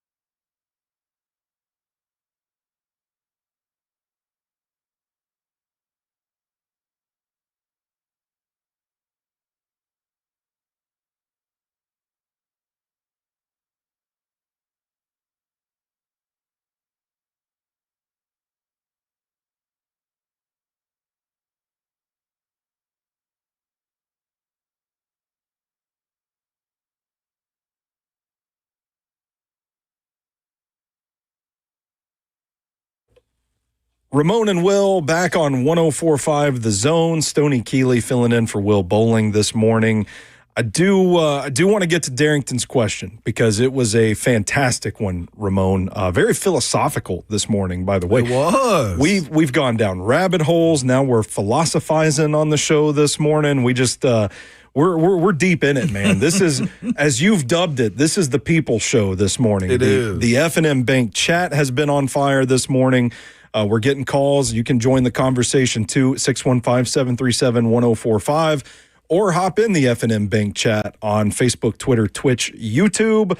Darrington's question, really interesting because he mentioned the traditional prototype for the quarterback, that traditional pocket passer that could just hang in the pocket, make every throw you needed to make, compared to the more athletic guys that have evolved throughout the years. And his question was, has that prototype changed throughout the years? And I would say, after thinking about it a little bit, I love questions like this. Like, props to Darrington, because Darrington, I perked up with that question. Yeah.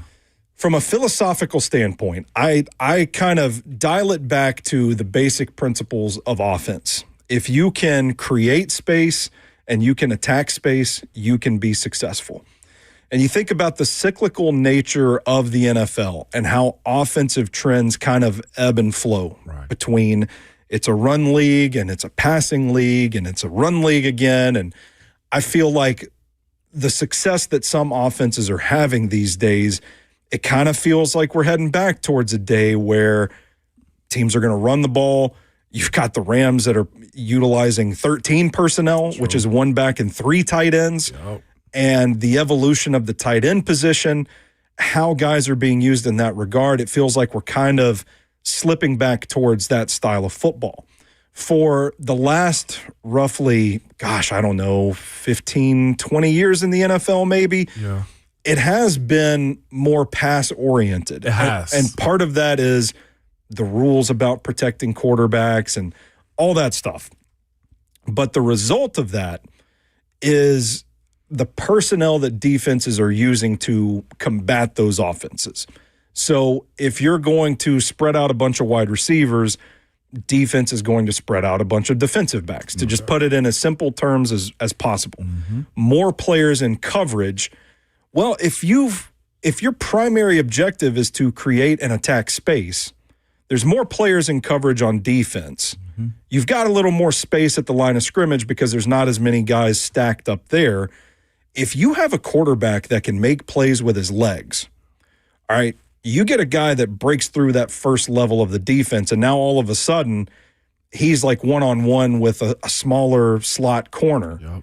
He can win that matchup. Yes. So right now, the way the trends have been in the NFL, I think teams covet a guy that can make more plays with athleticism because it's another way for them to create matchups and attack space. It is. The thing about it is, what's gonna happen to these guys as defenses start to evolve with the way the NFL is trending?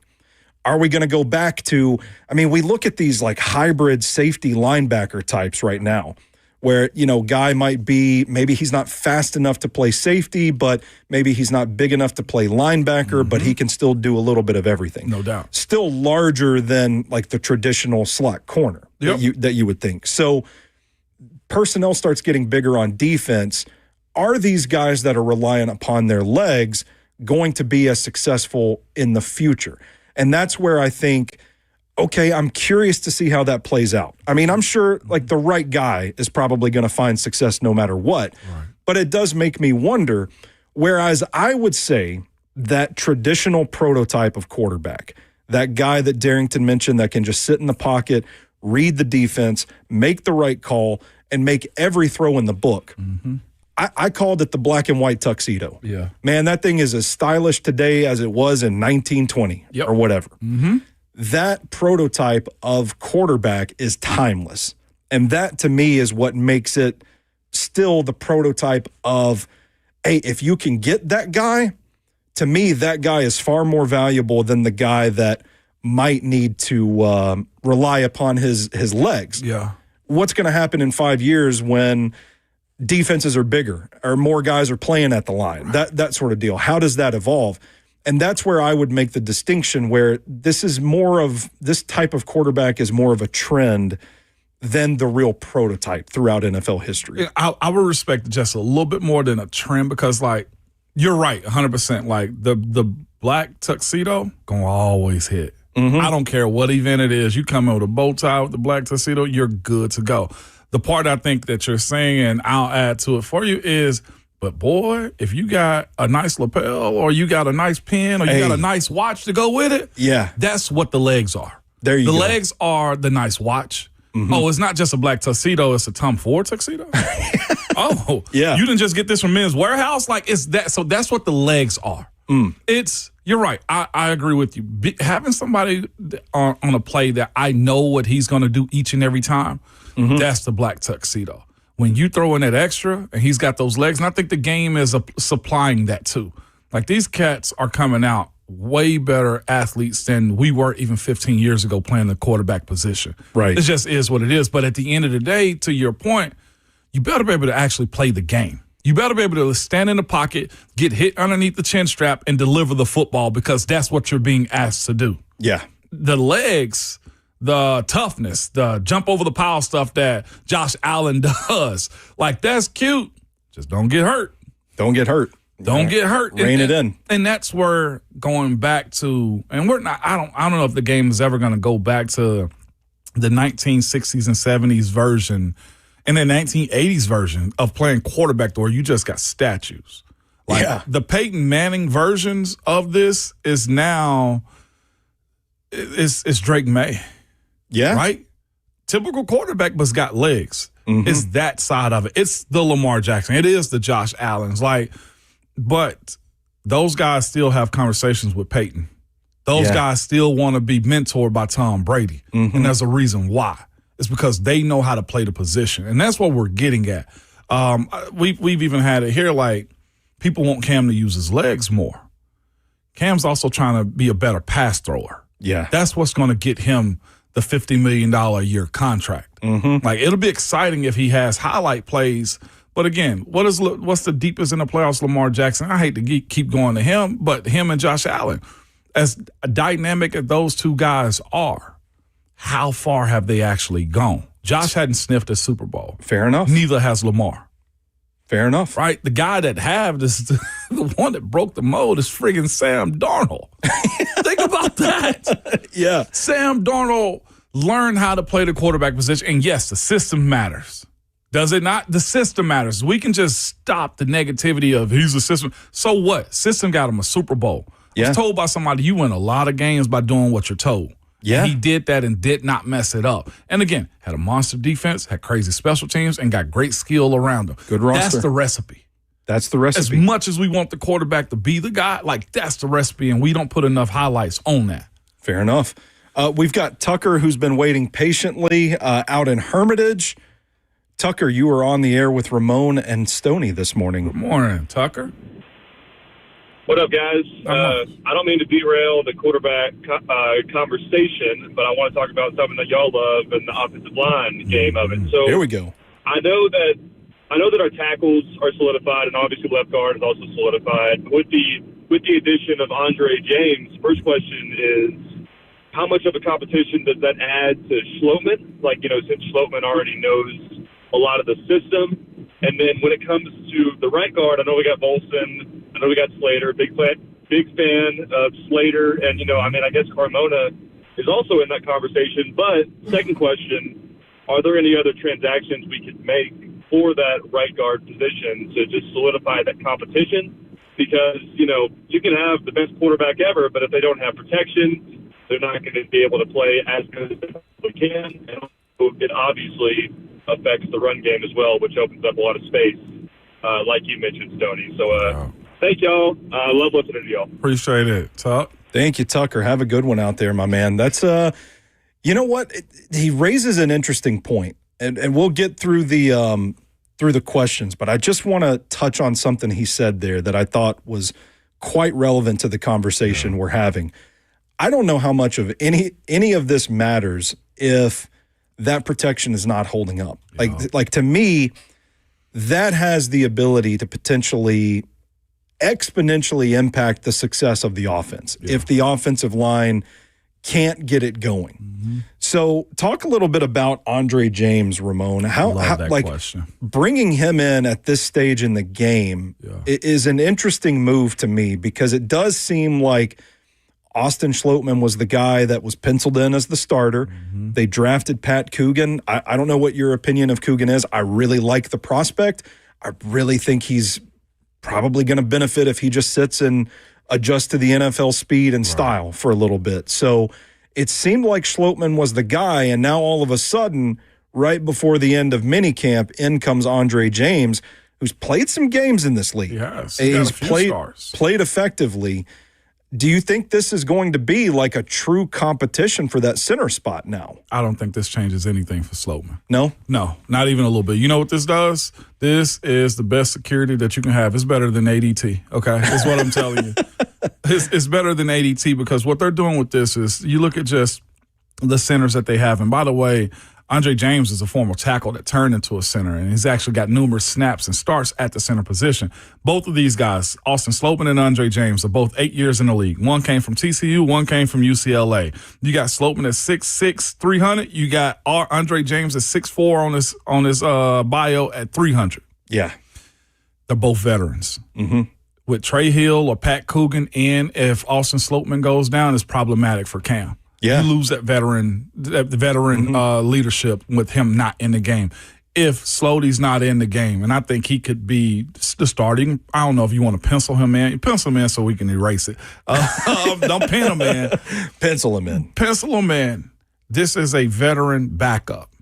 This puts you in a position of where he's been in games. He knows the scenario. He knows the nerves of this. He can probably mimic what Austin Schlottmann and Cam goes through, but you don't have to worry about experience. That's all this signing was, in my opinion. Being signed this late, one, gives confidence in Slotty. Hey, Slotty, you're a guy. We're just going to bring a guy in, but here's the way we view this. Yeah. This is one of the best security blankets you can have. An 8-year veteran who's your backup. That does a lot for Cam and gives you, a parachute into not watching it be catastrophic if your starter's not in. I'm working on a piece on Schlottmann right now, watching some of his film, his 4 starts with the Giants last year, and doing a little bit of research about him. I can't remember if it was in the NFL or if it was in college, but he played some guard at some point in his career too. Are either of these guys, Schlottmann or Andre James, are they options at guard if this position battle doesn't shake down the way the Titans are expecting to, or are these your 2 centers? They could be. But again, that's where I think Jackson Slater comes into it, and also Cordell Volson as well. Like, what I love this for what the Titans are doing, because they're facilitating competition. Depth. Quality, depth. Like, you're as good as your backups are. What's the old saying? You're as good as your weakest link. Yeah. They're trying to make sure, either through competition and training camp, because they got so many quality bodies at these positions. I was looking at it yesterday, not to change subjects, and I'm just going to get to this point. But the second line of wide receivers that Mr. Trubisky has to work with, a couple of these guys can go play on other teams. Yeah. Legitimately can go play on other teams. Like, you're in a situation where you can still put Carnell on the number 2 team with KJ Osborne, with Xavier Restrepo, and Chimere Dike. That group can eat. Like, people don't know about them, but when you line up against them, that group, that depth, that quality can eat on game days, and that's essentially what they're doing right now with this offensive line group as well. They're getting rid of guys. Trey Hill was a 1-year player at the time, if I'm not mistaken. You also got a rookie that you believe in Pat Coogan that's not ready probably, or you don't want to put him in a position to where you got a 2nd-year quarterback with a rookie center. Yeah. And not like a high center. Like Coogan, what was it, a 5th-round pick, 6th-round pick? 5th or 6th, yeah. Like, they're still – you were taken in the 5th or 6th round for a reason. Yeah. You can get up to speed with this, but it legitimately is, I'd much rather have a veteran than a rookie starting at the most important position on the offense besides the quarterback, and that's at center. The Andre James signing signifies that, and it also raised the level of competition for Coogan. Speed it up. Get ready. As quick as you possibly can, but also for Jackson Slater and Cordell Volson too, because again, if you can play center more times than not, you can play guard as well. What do you make of Tucker's question about the right guard race, assuming it's Cordell Volson, Jackson Slater, and then maybe Fernando Carmona's in that race as well? May the best man win.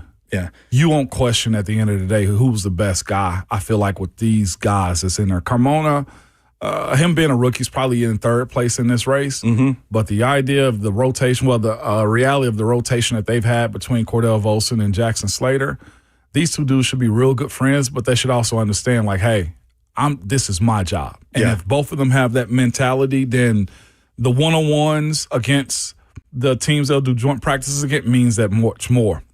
The quality of play that you'll get on the offensive line, because these coaches are evaluating them in these real games, well, in these preseason games, becomes better. Mm-hmm. Because they got to figure out now, like, I'm not just in a reserve role. I'm trying to show the coaches that I can win this job. Yeah. Jackson Slater and Cordell Volson might end up playing numerous games into the third quarter, the way I look at it. Yeah, because that race is going to spill over into actual game simulations that you can't necessarily get in the practice. So interesting. I feel like those are the two most questionable spots on the offense right now, is what's going to shake down at center and right guard. And I think it's important as far as the success of the offense goes. We're going to take a quick break here, but coming up, more Titans talk on Ramon and Will on 104.5 The Zone.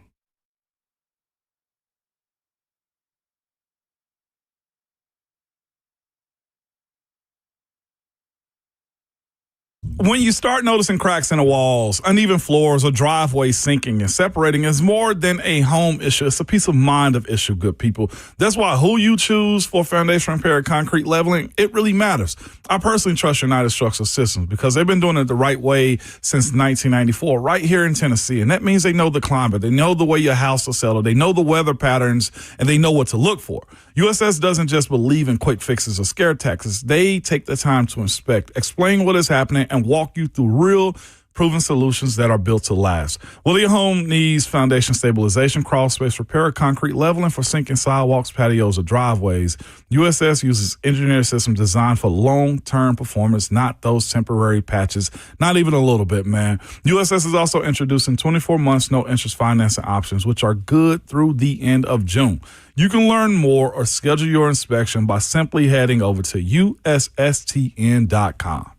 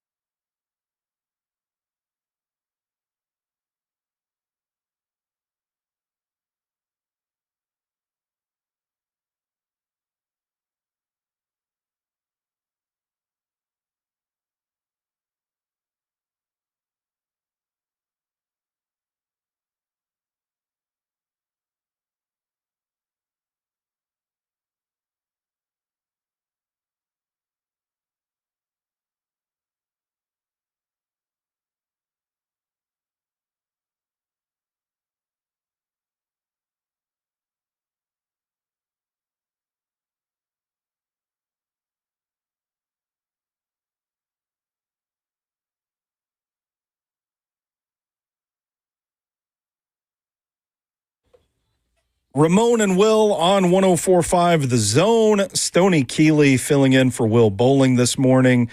Join the conversation in the F&M Bank chat on Facebook, Twitter, Twitch, YouTube. Give us a call, 615-737-1045. Today has been dubbed the People Show. The people are guiding the ship for us today. We're talking quarterback, and now Tucker called in and got us talking O-line. Tucker practically writing the show for us now. But we did want to talk about Carmen Brasillo's media availability a little bit, because he did mention two guys that Tucker asked us about that we've been talking about in position battles this summer, Jackson Slater and Cordell Volson. Justin, if we can, let's hear from Carmen Brasillo on evaluating Cordell Volson. With any player, when you're looking at free agency, the first thing you're going to look at is what their NFL film was. So last year, obviously, he didn't play. You go back to his previous time, you're evaluating a player in that regard. I've been blessed to have been in the NFL long enough. A lot of these guys, when I hear about them in free agency, I'll have an impression of who they are from their college tape and what they were about, whether we interviewed them and or did a full official write-up on them. So, but you're going to look at their most recent tape. You're going to look at it, see what their traits are, areas to improve, and what we think their strengths are, and then you add that into the mix. So Cordell Volson missing 2025, Ramon. I feel like it's easy on the surface to look at that and say, oh man, we're counting on a second year, day 3 draft pick to make a leap, or a guy that didn't play at all in 2025 to really hold that position down for the Titans this year. But Carmen Brasillo talks about going back to previous tape, going as far back as to college tape, or thinking about whether or not they scouted Cordell Volson, what he can draw from that. How big of a deal is this that Volson didn't play in 2025? And I mean, how easy is it at that position to bounce back from a year off? Well, the fact that the good thing for him is he's in the mix. It's not like he's out of the game for 2 years. Like, he was out for a specific reason. It been an injury, and now he gets an opportunity to be right back in the saddle with the new team. I think that benefits him. New set of eyes on him. Like Coach Brasillo said right there, the expectations of what his tape presented to everybody as well should be an expectation, but the true test for him starts training camp. It is where his level of physicality is. If he matches what the team expectations are, here's the cool, unique part about Cordell Volson. Every game that he's been active for, hear this out. Every game that he's been active for, he started. Yeah. He picked the wrong year to get injured, and that was his 4th year, his contract year. That's a terrible place to be at. So you got a quality guy here that can start for you. And that to me is a bonus for him. It's also why you brought him in, but it also is where Jackson Slater has to, in my opinion, go above what expectations are for him at that position too, because you got a vet that you're competing against that know how to manage and play the game too. I still think it's a bonus. Guys miss years all the time. The way I've seen Cordell Volson practice, I think he's ready. It's a matter of matching this team's expectation of physicality. He moved well. His body looks like he's in good shape. I used to sometimes get a little just jealous. Like, man, that guy got a whole year off of football, or he ain't got to hit nobody. Like, the rehab, that right there is never fun. But the fact that he's practicing and seems to be healthy lets you know that, hey, the quality of player is still there. It's a matter of matching the physicality, because it's not going to be easy with this D-line group here in Tennessee. Man, I remember the prospect, Cordell Volson, out of North Dakota State, if I'm not mistaken. Like, rowdy guy. Yeah. Powerful, violent, never really materialized the way they hoped it would in Cincinnati. But this is still a player that has a pedigree, that has a reputation, that has good tape. So I think if you get any semblance of that player at right guard, you've got a guy that can hold down the fort. And whether or not he earns the job, like, for the foreseeable future, moving forward or not, like, for this season, if they're going to have any chance, I think having a reliable right guard, if you can get the best out of Cordell Volson, man, that's gravy there. And the best part, too, that they've done this offseason, they went after guys that's got playing time. Yeah. Not just projects, not just hopefuls, but again, looking at the games and the game started for a Cordell Volson speaks volumes, man. It's the same with Alontae Taylor. It's the same with Cordell Flott. It's the same with Wandale Robinson. Like, they went after guys that catch footballs. Carnell Tate, Wandale Robinson. Like, look at the bodies, man, that are brought in. And it doesn't necessarily always translate, but it gives you an idea of what you're getting yourself in going into the game day with the plan that you're trying to hash out. Justin, can we hear the clip on Jackson Slater? Can we squeeze that one in? Truly, I mean, Jackson was a kid that when I was with the Giants, we did a full workup on. We were fans of him at that organization, as we are here. I think Jackson, you look at when you're trying to see younger, college players that played at FCS level for certainly the Senior Bowl or any type of when they're going against prospects that the NFL and the scouts have all deemed are going to be NFL type caliber players. You want to see them versus those people, so you might weigh a little bit in that regard. But the skills and the traits that you're trying to evaluate at the offensive line position, they're evident. It definitely helps when you're looking at them going against an NFL caliber defensive lineman, but there's plenty of really good defensive linemen in FCS, Division II, Division III, so you're looking for that, and you're just looking for those traits. I'm glad he mentioned the Senior Bowl because that's where I noticed Jackson Slater throughout his draft process, and that dude looked like he belonged with that level of competition. The movement ability, he mentioned the traits there. I get there's not a lot of tape to go off of, and I get that certain schemes require certain skills, but if I'm just basing the evaluation on who Jackson Slater is as a player, he's a tough kid. No doubt. And I feel like this is going to be a pretty fun competition to watch because I think you got two tough guys that want it in that spot. I'm curious, though, if you have any thoughts, if you got a chance to watch Jackson Slater, the limited NFL film we have was from that season finale against the Jacksonville Jaguars when he came in. Have you had a chance to watch back that tape? Do you have any thoughts on how he played in that game? It's fine. Energetic. Looked like a young guy with not a whole lot of experience in it. When you talk about his movements was there. His strong suit, I thought, was definitely in the run game where you needed him to show. That's usually where you earn your stripes at in those types of moments right there in the game. That didn't mean much for the Jags. I mean, legitimately, he just was serviceable. It's the way I view his evaluation. It's a great tester for what this training camp and expectations should be in 2026. Did you think it was super high, super low? Where were you at on it? I thought it was pretty good, all things considered. Yeah. And it was something that left me wanting more. It's like, all right, you know what? I don't know. Like you said, it was a meaningless game for the Jags, so I'm not sure you'd say, well, they just threw him into the deep end and let him sink or swim because – I don't really know how hard Jacksonville was really pressing in that game, but I do think that it was valuable to get him reps in that situation. Maybe you're not making the evaluation based on that game, but maybe you're using it to get him acclimated to what game day is like, so to speak. Like when you're in there. It was good. And that's where I think, okay, the fact that he didn't just completely fold in that situation, pretty good. I thought it was pretty clean tape. Yeah, he wasn't a problem. Yes. That's the way you view it. Yes, I agree. And that's a good thing for a day 3 draft pick that's seeing his first NFL start. action. Right. Yeah. Yeah. All right, coming up, we will get to Bob out in Franklin. It's the People Show today. You guys are calling in. You're in the chat. We're having a good time. It's Ramon and Will on 104.5 The Zone.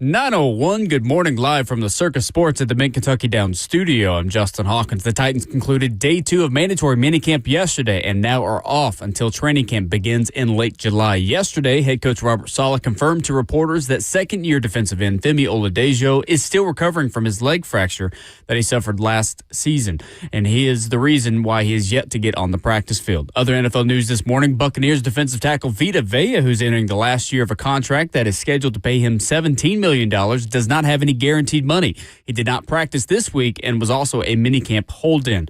Also, the Saints and defensive end Cam Jordan officially agreed to a one-year max value of $11 million as the 8-time Pro Bowler enters his 16th and potentially final NFL season. And in the World Cup, Portugal yesterday was held to a 1-1 draw with Congo. Tomorrow afternoon, the U.S. men's national team, they get back on the pitch as they take on Australia at 2 p.m. on Fox in Seattle at Lumen Field. Both the U.S. and Australia have 3 points and sit atop the leaderboard in Group D. For all your foundation repair and waterproofing needs, visit USSTN.com. Breaking news at once on your home for the Titans involves. This is 104.5 The Zone.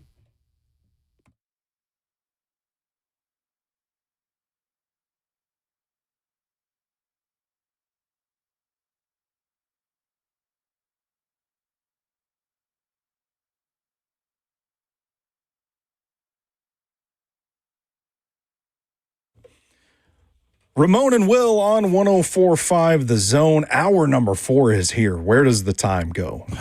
Time flies when you're having fun. I'll tell you that. They don't say that for nothing, Ramon. Stoney Keeley in for Will Bowling. Justin Hawkins in the booth. Of course, Ramon Foster with me. This has been dubbed the People Show. We've been getting some calls this morning. The F&M Bank chat is on fire this morning, which you guys can join on Facebook, Twitter, Twitch, YouTube. Give us a call, 615-737-1045. Let's go to Bob, Justin. Bob's out in Franklin. Bob, what you got for us this morning? Hey, guys, I want to talk about Restrepo. So I have a comment, and then I have a question. The comment being, I'm a big Restrepo fan. Just basically, I think he's be a great safety blanket for Cam.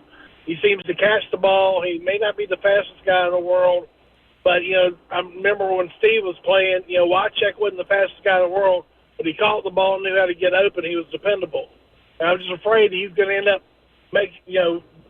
showing out in preseason, and one of our division rivals is going to pick him up. So here's my question about it. This may be a stupid question, Ramon. I know one of the ways guys in the bubble make the team are special teams, but I never hear anything about Restrepo or any type of special teams possibility. Is there something that prevents guys from getting on the special team? I mean, I know he's not the fastest guy in the world, so he can't be a gunner or stuff like that. I just didn't know, like Chestnut or certain guys like that, they make the team a lot of times because they're great on special teams, so they have that benefit.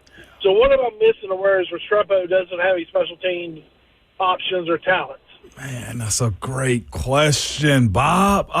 Yeah, appreciate you, Bob. Ooh, that's a good one. That's a heavy one, though. But he raises a good point. Like when you start getting to those fringe guys at the bottom, non-starters, the back end of the roster, the question kind of does become, okay, well, who can be reliable on special teams? Is that something you can comment on? Like who's out there playing special teams right now? Well, I'll just go general on it, right? Okay. Like as far as it goes, being a punt returner, Tim Ray's got that locked up. Yeah. Right? Like Nick Singleton's also a punt returner too, and he's got speed. Yeah. You're looking for a guy that can be dynamic.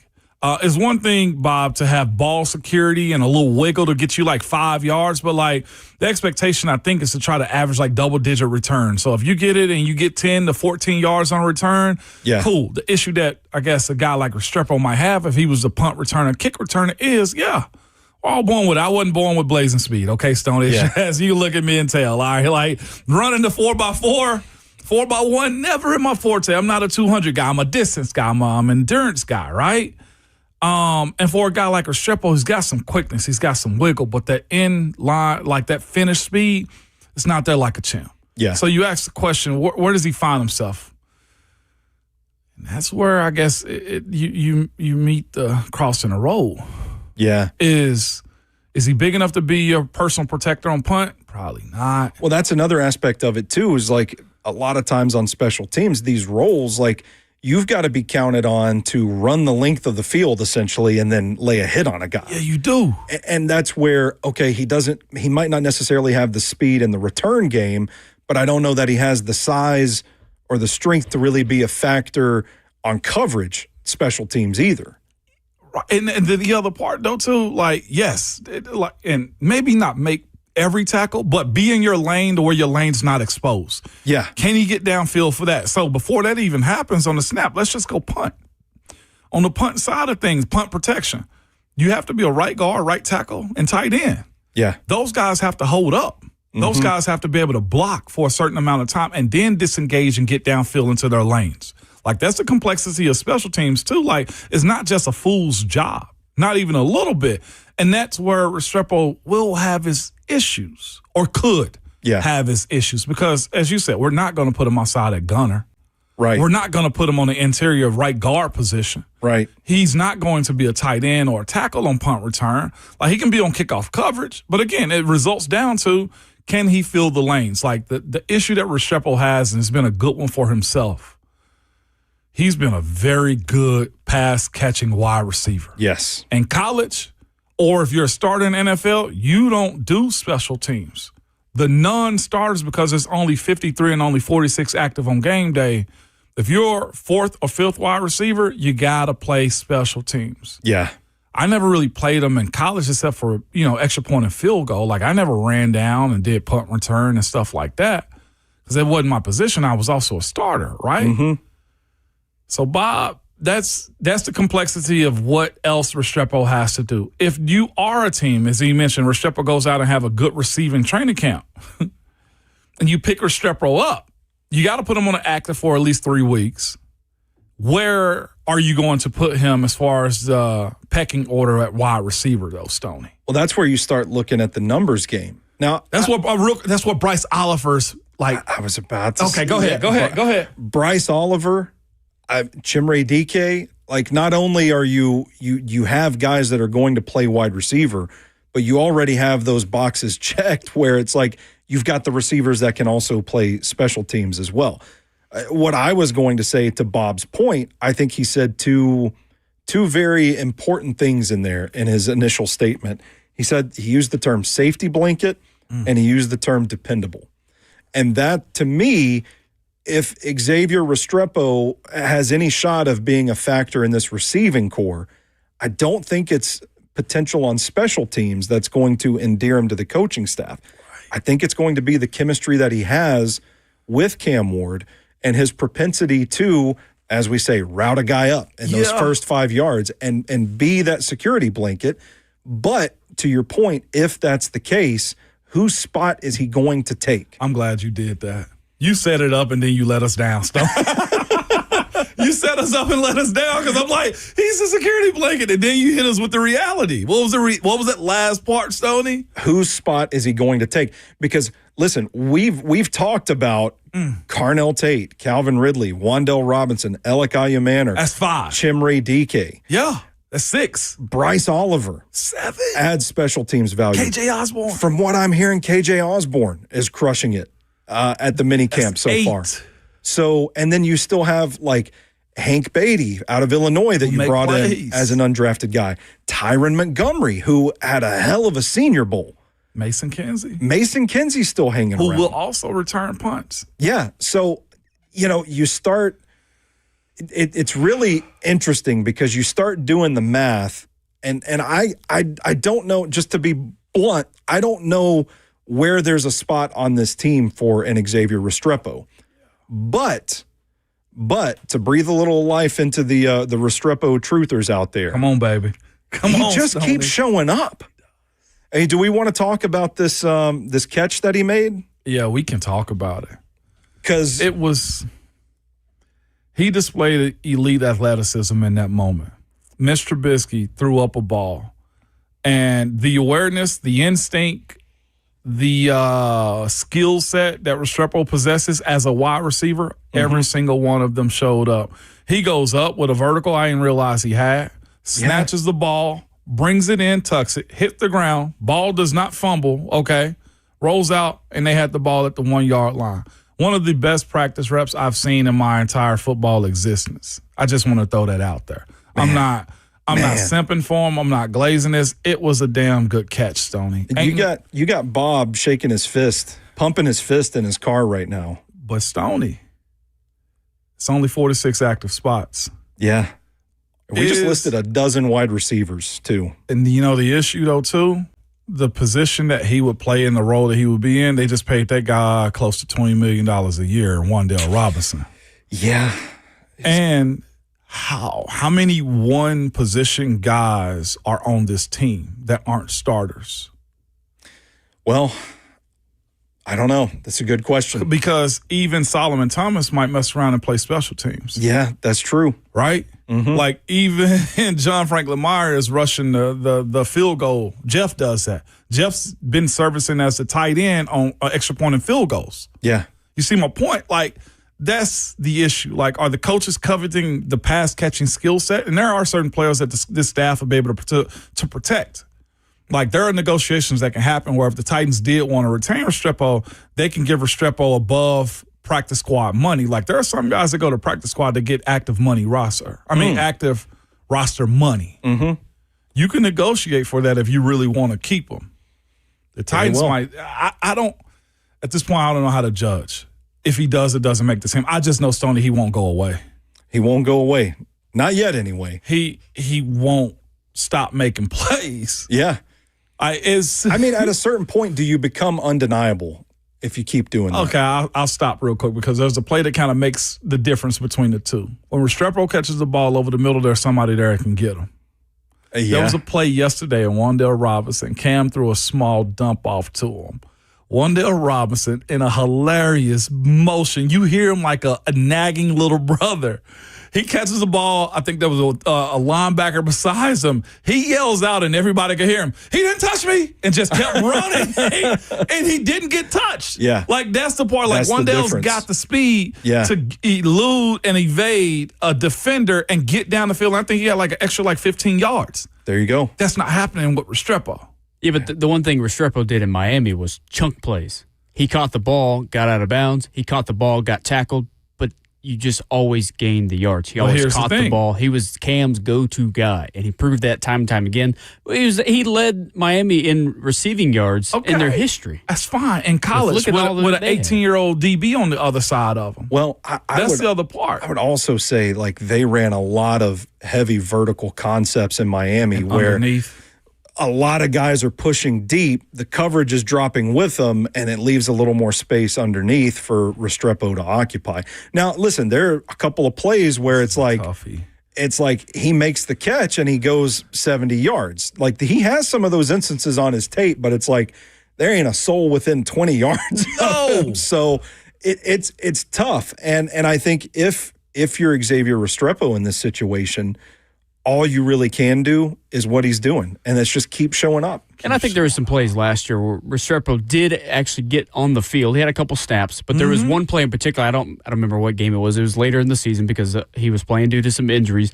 Cam was struggling to get out of the pocket, did find a way to break the pocket, and guess who we found? Restrepo wide open and towards the sideline and made the catch, got the first down. That's kind of what Restrepo is for Cam. He can play some special teams. He doesn't have that, gunner kind of speed, but he has that ability. It's just, do you need that? I guess. But you know what though? They'll attack him. They'll attack him on special teams. Right. That's the other part that you're sacrificing. And real quick about the pass catching side, who from this wide receiver court that we know about in the offseason before any snaps are you willing to take off their plate to give to Restrepo? Carnell, if we're talking about working sidelines? I mean, I don't know. I'm not willing to take away from his plate. Yeah. I think you keep him on the team for injuries. He's your replacement. You're going to pay him more on practice squad? Well, now you get into that tricky spot where if you put him on the practice squad. I'm just throwing all of this out there because this has to be a part of the negotiation. Yeah. And if you put him on the practice squad, if he keeps making plays, I know last year nobody picked him up, but, he talk about like not sinking when it's sink or swim time. Yeah. Made some plays in games, and then he's making highlight catches at minicamp. Like, Is he going to start catching attention? Yeah. And is another team going to say, all right, we need a guy like that? And the other part, though, too, is we don't know if he's just Tennessee Titans good.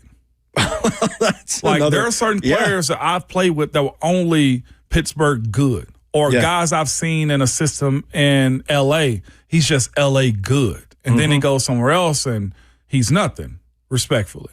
There you go. So it's a tricky. Might be the most controversial. It is. roster. But I will also go back to something that you and I have talked about, Ramon. It's a good problem to have. It is. That we're having this discussion about what currently the 9th or 10th receiver on this depth chart. I mean, that's a good problem for the Titans to have right now. It is. Real quick before we go, is that James in the chat said Bryce Oliver hasn't done anything spectacular to be solidified on this team. He's got more speed and size than Restrepo does. Yeah. And he, from my understanding, looks like one of the best gunners in the NFL. I was just about to say, like, forget being reliable on special teams. Bryce Oliver excels at special teams. Got a lot of praise from Bones last year on that. Yeah. You see what I'm saying? So, like, to you, he hasn't done anything, James, but to the coaches that are judging that skill set, I saw a player real quick, and Darius Hayward-Bay was a blazer. A blazer when it comes down to his draft status. Ran a 4.3 something, whatever it was, coming out of Maryland. Never really popped as a wide receiver in the NFL. Goes on to be a special teams king. Yeah. That's how he extended his career, because he possessed that skill set to be a gunner. That was the first one down to divert the runner downfield. Yeah. Bryce Oliver possesses that skill set, and that's very valuable for a coach like Bones Fossil. Special teams matter. Coming up, we got Ron Slay on the show. This is Ramon and Will on 104.5 The Zone.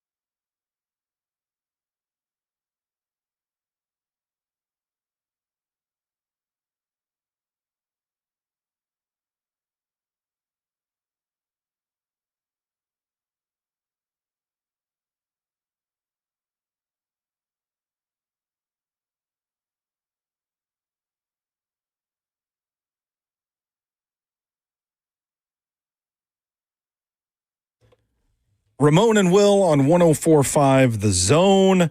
It's the People Show this morning. Stoney Keeley filling in for Will Bowling. From what I hear, Ron Slay is on the way. On the way. We got Ramon Foster here, Justin Hawkins on the board. Join the conversation, 615-737-1045. Get in the F&M Bank chat, Facebook, Twitch, Twitter, YouTube. Join the conversation this morning. Speaking of the conversation, let's go to Spencer in the Borough, who wants to talk defense, Cam Ward. Spencer, what you got for us this morning? Spencer. Good morning, fellas. How are we? We're good, so man. far, Glad so to good. have you. Good. Hey, I know there's been all this chatter, and trust me, I'm the biggest Cam skeptic you'll meet. And Ramon, you may be able to speak on this more because you've seen OTAs, but all the broken plays and the interceptions, yada, yada, yada, is that on Cam? But my thought is, in the offseason, we spent a lot of time and money on the defense.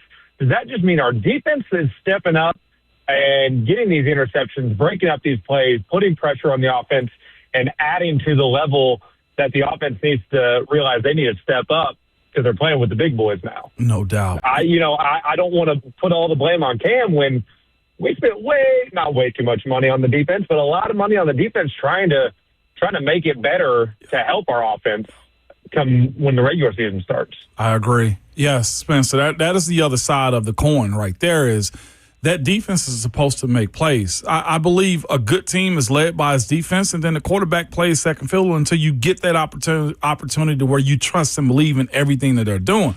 Second-year guy like Cam, I mean, the expectations is going to be high, but the maturity level of this team is on the defensive side.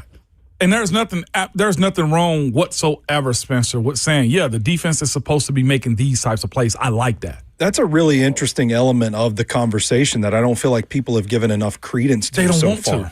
Is that, hey, this defense was overhauled in Robert Saleh's image. Like, they got guys to run what he wants to run. They've got guys that are familiar with his system.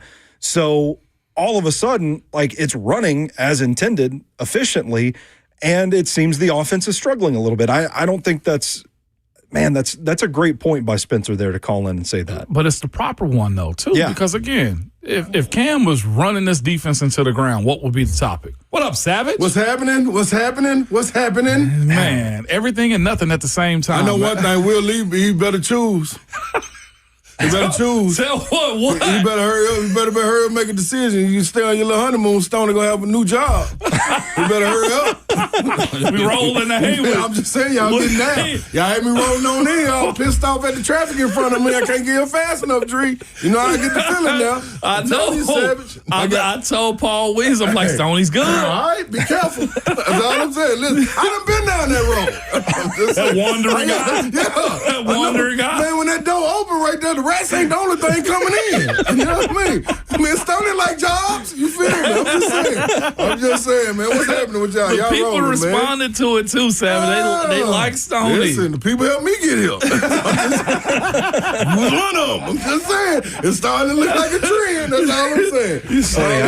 That FOMO is real. I'm just saying. All right. Okay. Stoney cooking this morning. We're in here rolling. Yes, Slay, I gotta show you. These are all the notes I took for this show this morning. How much you used? We've talked one bullet point on this list. That's how you know you got something good. I'm telling you. One bullet point. We've crossed off the list. And guess what? If you didn't have everything written down, y'all be sitting there stuck. That's how it be, man. I hate it, dog. I hate doing all that work and then be like, we had a good conversation without it. You know what I mean? That's the chemistry, man. And we had somebody call in, drop the Shiano bomb. I was just like, that's good. Comfortable. That's good. Don't even welcome them in. Yeah. Well, it's good. Somebody called in and dropped an F-bomb yesterday too. I told him, I'm like, it's the football and other F words aspect of this. That's all. An extended branch. People hear me and Zach and they just think, it's this Thursday night. Sailors out here. That's how you got in. Yes. He just kept showing up, man. I'm talking about, man, like Restrepo. I do want to do something, man. Where you at? Because you saw it. Yeah. So I want to use my own journey as a part of this to be able to separate the difference in. It's cool to show up and be in a basketball team. I think it's 14 to 15 guys on the roster when you're talking about the NBA. It's one thing to show up and you're challenging for that 8th through 15 spot. You know what I'm saying? You know what? I'll go 8 through 11. Yeah. 8 through 11. That 1 through 7 is probably the normal routine rotation. You know what I mean? That you're going to get in and get busy on. 8 through 11 is that back end if somebody get hurt. You know what I mean? You're going to get an opportunity. You're going to make the most of it. Maybe 13, 14 games. The injury, they come back. You got to go back to your spot and everything goes back to normal. That 12 to 15, those are the guys that you see when you go to the games early. They out there getting a good workout in. You know what I mean? Because they probably ain't playing. You know what I mean? They had practice, but you know what I mean? You like, darn, dude, how can they work out that hard? Yeah. And they not, you know what I mean? They going to be ready for because they're going to be in street clothes at the end of the bench. You feel what I'm saying? Because they not getting in. Hey, all I'm saying is I was looking for 8 through 11 in my career. You know what I mean? I understood, you know what I mean? The talent level, it's a little different. You got to be blessed with something different. Cornell Tates, you know what I'm saying?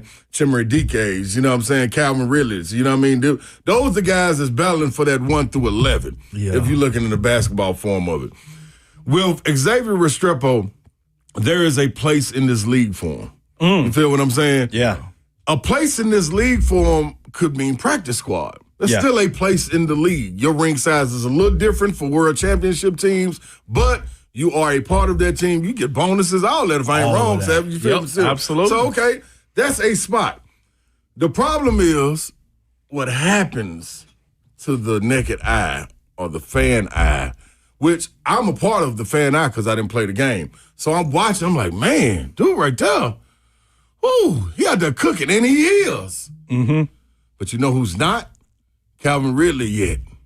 Cornell Tate yet. Dang, I didn't even think about that. You know what I mean? Wandale Robinson all the way yet. Yeah. You know what I mean? Chimere coming off a Pro Bowl year that wants to expand his role and move from that 11-10 fringe guy to being that 7, 8, 9. Yeah. You know what I'm saying? Yeah. So that right there, to me, is the difference when you start talking about, I heard you at the end of it, Savage, say, the other problem is this Titans good? So when you're at the back end of the league and you're trying to climb your way up, is this the same conversation that you have if you teams 1 through 16? You know what I'm saying? Because the talent level changes. Yes, it does. You know what I mean? Because it's supposed to continue to churn year in and year after. So if I have the pick of the litter, your litter might not be mine. You know what I'm saying? If we're looking for the full-blooded, you know what I mean, the purebred dogs, I probably ain't going to make it to you. But the back end, teams 29, 30, 31, 32. Yeah, like, let me see what these. It's a friendly little box of puppies, right? Let me see what them would do. Ooh, this one bite. I might get turn this one. I'm going to go get you. You know what I'm saying? So there's no knock to Restrepo. It's just, dog, so this is an example. When I say I'm using myself, it was a 3-year window. When G League, it was a D League at the time. G League, Team USA, Phoenix, Sunrise for Summer League, Denver Nuggets for Summer League. 3-year window. G League, we won the NBDL championship. Cool. All right, that led to opportunities with Team USA. Go to Team USA, I think we placed 3rd. Got beat by some good teams, but the name's out there. Yep. You feel what I'm saying? So, all right, I'm going back overseas, so I'm going to come back, get us another shot. It's a little different when you got some money in your pocket. You're going to give it a shot. So now, the next time is Phoenix Suns. I make all NBA Summer League team. It's only 3 teams. That's 15 players. Out of all the 30 NBA teams that were at Summer League, you were the top 15 player. Didn't lead to anything. You feel what I'm saying? So it's like, okay, what he killing in this system that's winning with Steve Nash, Joe Johnson, Mark Stoudemire, Sean Merritt, all this. So it's a spot for him. Just might not be right there. You know what I'm saying? What do you think it says about the state of the Titans wide receiver room that we're having this conversation about a guy that if you start going through who they've added this offseason, you're looking at a guy that's like, what, maybe 8th, 9th, 10th even on the depth chart. Yeah. When last summer the conversation was, hey, can he become a starter? Like, or can he see the field like wide receiver 3, wide receiver 4? What do you make of the Titans wide receiver room now that we're here a year later having this conversation about Restrepo? The Titans were bad and it's starting to turn. Yeah. You know what I'm saying? Because this conversation 2 years ago was Mason Kinsey in this spot. Yeah. Now you found a guy that's a little better than him in those spaces. You know what I'm saying? And you got another guy that's knocking on this door too, Beatty. Yeah. So that's a whole nother, you feel what I'm saying? But when it's churning, we start to be like, okay, you got the old school Julio Jones, okay? And I said, Julio, what's my man that came from Atlanta? Yeah, Julio. Yeah, Julio. Julio Jones, you know what I mean? So that churned. He wasn't healthy. A.J. Brown left. You still finding a way to try to churn it and get it going. Thought Calvin really was going to be that guy. This is all why coaching, management, all this is changing. So you starting to churn and you starting to find guys that can fit. Traylon Burks was you know what I mean? You lost on that. Yeah. Now you go get Carnell Tate. You start to look at it, okay, ooh, this may be a real wide receiver. Okay, we can work with this. Now what Calvin is, okay, if he can come in and do something good. Starting to push down the line when you're doing this though. So all of that freight, what is it? What is the chum that was in the water? Yeah, chum them up. Yeah, that's starting to clear out because everybody nibbling on it. It's starting to clear out. Now the big dog was coming in like, hey, where the real food at? You know what I'm saying? So now you got Tate, Ridley, Wan'Dale Robinson coming in with new management. So everything that was up and moving up while you were bad, while you're getting good, is pushing it out. So that's why we are where we are with the receiver room, because you're starting to collect talent that should be mainstays in this spot. Yes. And if you're not, then guess what? We'll start to hear more names like this coming back up again. It'll be another guy that was I heard Hank Bailey. Yeah, you feel Hank Bailey. He's able to come along in a minute. Those guys are able to come along just because in OTAs these guys ain't showing up right now. Now when we get to minicamp and everybody got to be here, you start looking like, well, how his reps ain't. Where'd he go? They ain't the same no more. Then you get to training camp and it's like, oh darn man, they over there holding a helmet. It's just different. That's exactly what happened last year. Yeah, I mean, exactly what happened last year. And that was still trying to learn on the fly. This is no longer this squad right here. From what I see walking into the season, this ain't a learn on the fly team. No, this is supposed to be established right here. Go get it. You know what I mean? From this point on, you're supposed to be building with what you're doing in management. You finally got the cement. It hardened. It's no more soft. You can't walk in and put your handprints in it. Can't write your name in cursive on the sidewalk no more. It's hard already. Hit the ground running. Yeah, you there. You know what I'm saying? So you're supposed to be able to build off this foundation for time to come. It ain't no more keep on going, putting the little sticks in the ground and stuff. Yeah, absolutely not, man. I think that's a unique approach to it because you're right. The floor is right. Stoney reeled off, and you probably heard him too. We got to 7 or 8 before we even mentioned Restrepo's name. Yeah. Like, what he's doing is nice, though. Even at that spot, you can argue, should Restrepo be there? Or should it be a Hank Beatty, a Tyron Montgomery, or someone else? Like, it's a conversation. This unit is like a dozen deep right now. Dude, he talked about the play that Wan'Dale Robinson made. That was crazy. But guess what? What did he do on that? It was nasty. Like, he said, he didn't touch me? Yeah, it was him. Like, this is my home. You know what I'm saying? So if anybody's out here challenging, be looking at what I'm going to do when I'm on the sideline for you to get in. Because you're not getting this spot. This is mine. Yeah. The other one, though, on the back end of it, got a veteran that we ain't even talked about, Osborne. Yeah, He made a hell of a play. You know what I mean? In a scheme, drawn up by Dayball, coming off the back in the end zone. I mean, wide open. Everybody got 6'7", and then he was that open. You feel what I'm saying? It was crazy. Yeah. So that's another guy. And then you got DK. Pro Bowl material. You heard about special teams. That's a separator right there. Now, if I can do the separator to get an opportunity to get on the field, he was naked coming across the middle, too. And could have got blown up, but the guy couldn't catch him. Man. So that adds a whole different element. So all these spots, man, that where he can excel at outside of the small 3rd and 2s that we got to go get.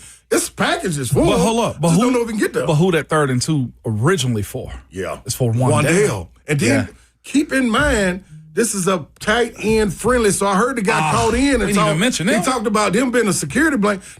If that's Cam's security blanket, once again, everybody, we in trouble again. Because I remember 2 weeks ago on the sideline, this looked like a security blanket to me. It's two guys, the safety and the corner. There's nowhere to put the ball, but on the outside, and Cornell makes a one-hand catch on the sideline. Yeah. Now, hold on. I think I'm the security. And you use them as a security blanket, and you're going to be in trouble. You know who tried that yesterday? Will Levis tried to use them as a security blanket. You know who ended up with the ball? Michael Robinson, and he ended practice in the end zone. It happens like that. Ain't his fault. You know, to that point, Slay, ain't his fault. We hadn't even talked about Tony Pollard, Tyjae Spears as security blankets either. On the check down. Nick Singleton. A dude asked in the chat yesterday, what Singleton look like? I said, fast. That's why the speed component of it. Like, that's his calling card. Yeah. Like, Restrepo's is his short space. Yes. But also is 46 active. Bryce Oliver, if he's the gunner type, he one of them. It goes down on it. Like, it's a great problem. It's a beautiful problem. Because they ain't had this in a while. Nope. And again, like the tier that this group is at, like that's to be determined. Like the plays that they make over the season, like, well, they're not Justin Jefferson. Is it? Okay, all right, cool. Yeah.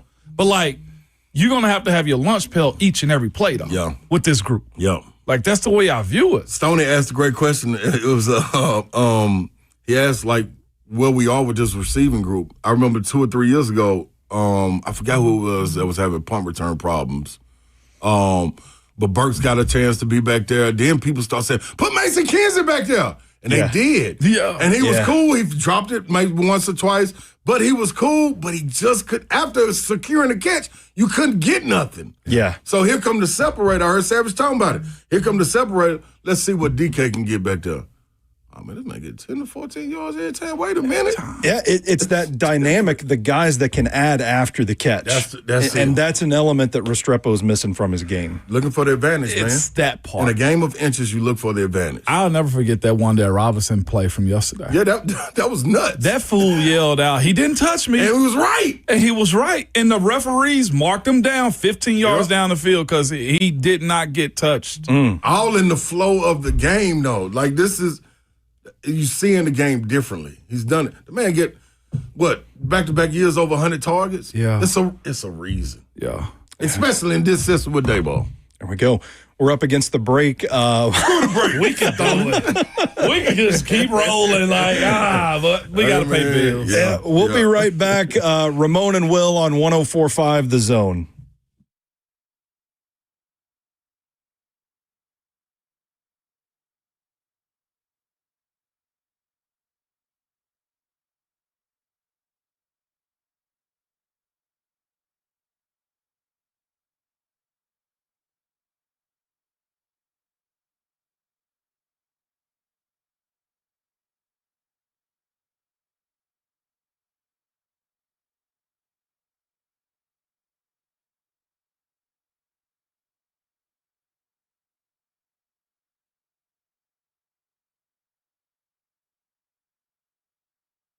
It's Ramon Foster for Hiller Plumbing, Heating, Cooling, and Electrical, letting you know, man, that nobody likes dealing with those issues, whether it be your plumbing, your HVAC, or your electrical side of your house. Most of the time, you don't know what it would cost you if it'll get fixed right, or if somebody's trying to sell you something you do not need. I do know this because I use Hiller. When you reach out to them, the experts are going to solve your problems quickly, and the price you chose is the price that you'll actually pay.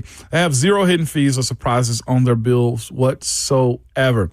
They've been in business for over 35 years and are family owned and operated. Their techs are very professional, experienced, and trustworthy. And when they're on their way, you'll receive a photo of the tech and a link to track them in real time. So you're not sitting around wasting your time. The motto is happy you'll be or the service is free. If you're not satisfied with the work that they do, they'll do all they can to fix it the way you need it or just simply hand you your money back because they believe in 100% satisfaction every single time. To learn more about Hiller, to book with them like I do, simply head over to happyhiller.com.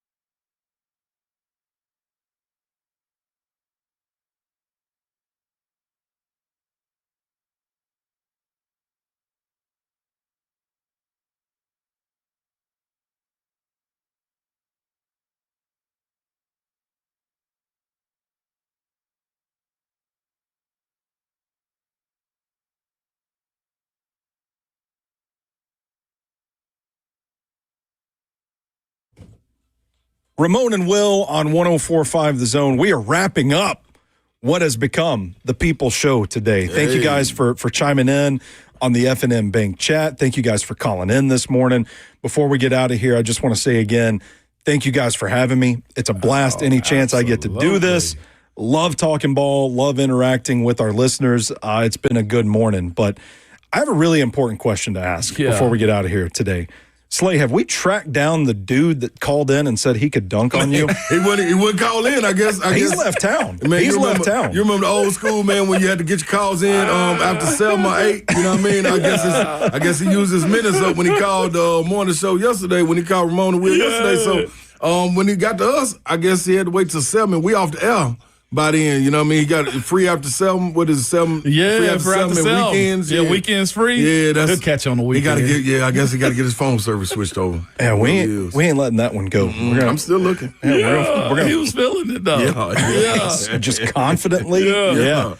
Ramon, you had a question for Slay about kind of maturity and development as a pro athlete. We were talking a little bit about that earlier with Cam Ward in the show. You want to set that one up for him? I do, man, because our conversation's been about, I guess, the imperfections that Cam has had this spring. Yep. It's a part of it. And we're speaking about like players that lean heavily on their traits, right, but never really sharpen or smooth over their actual skill set. Yeah. Like a point guard is supposed to be a facilitator. Yeah. If he just dribbles and don't know how to pass and don't know how to set guys up, is he really a point guard? Like the Jalen Brunson side of things. Like he eventually got better. Like Shaq never developed the free throw. So like he was great, but imagine how much more if he'd have really sharpened up. Like what my point was, you can only go so far with your traits, whether that be your speed, your power, before you actually have to be an expert in what we're hiring you to do. Yeah. I think when you look at Cam, to me, his traits are the impulse plays, his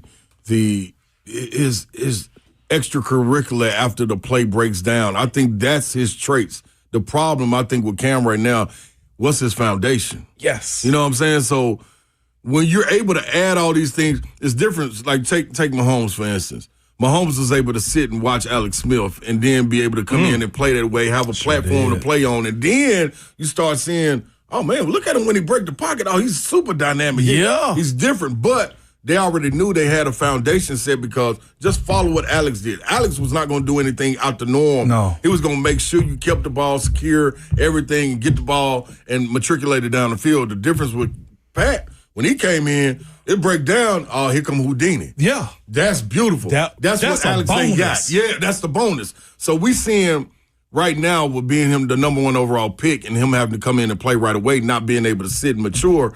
You skip that process and automatically go to Houdini. Yeah. You know what I mean? So that's the traits we want to see, but after he's built the foundation. So what's your go-to move? And that's you know what I'm saying? That's the point. He doesn't at the quarterback position have the go-to. Yeah, he's already countering. It's only so many times a game you can make a big play off of breakdown plays. There you go. Him staying in the pocket, taking one on the chin, and still delivering a pass and just knowing that it's complete because the crowd tell him. Yeah. That part of playing quarterback. Yeah, if you go to basketball, my pump fake works because I can shoot the jumper. Yeah.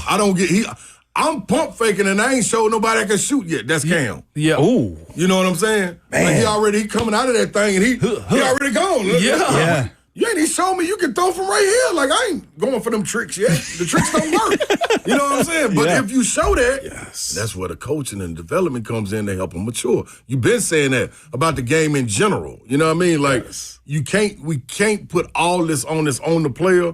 We got to be able to put some of it on the coaching, too. So you bring a veteran guys in that have made mistakes, and everybody sees them moving different already. Dabo moves different than he did in New York. Salah moves different than he did with the Jets. Does. So you learn, and hopefully that can get to your quarterback.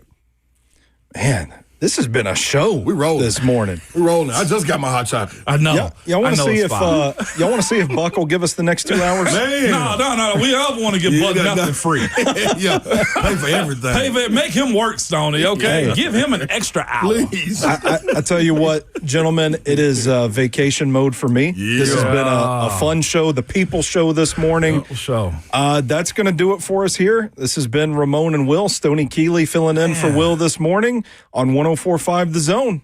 Yes, but remember, y'all know we do going into the weekend, man. Call your people, talk to your people. If you hadn't talked to them, check on them. Have a random conversation. You might have a people show the way me and Stoney doing this morning, okay? Buy somebody a random drink if you got a little extra coin, man. But remember this, man. We're more alike than we are different, no matter what they say, and we know who they are. And LA, everybody love everybody, man.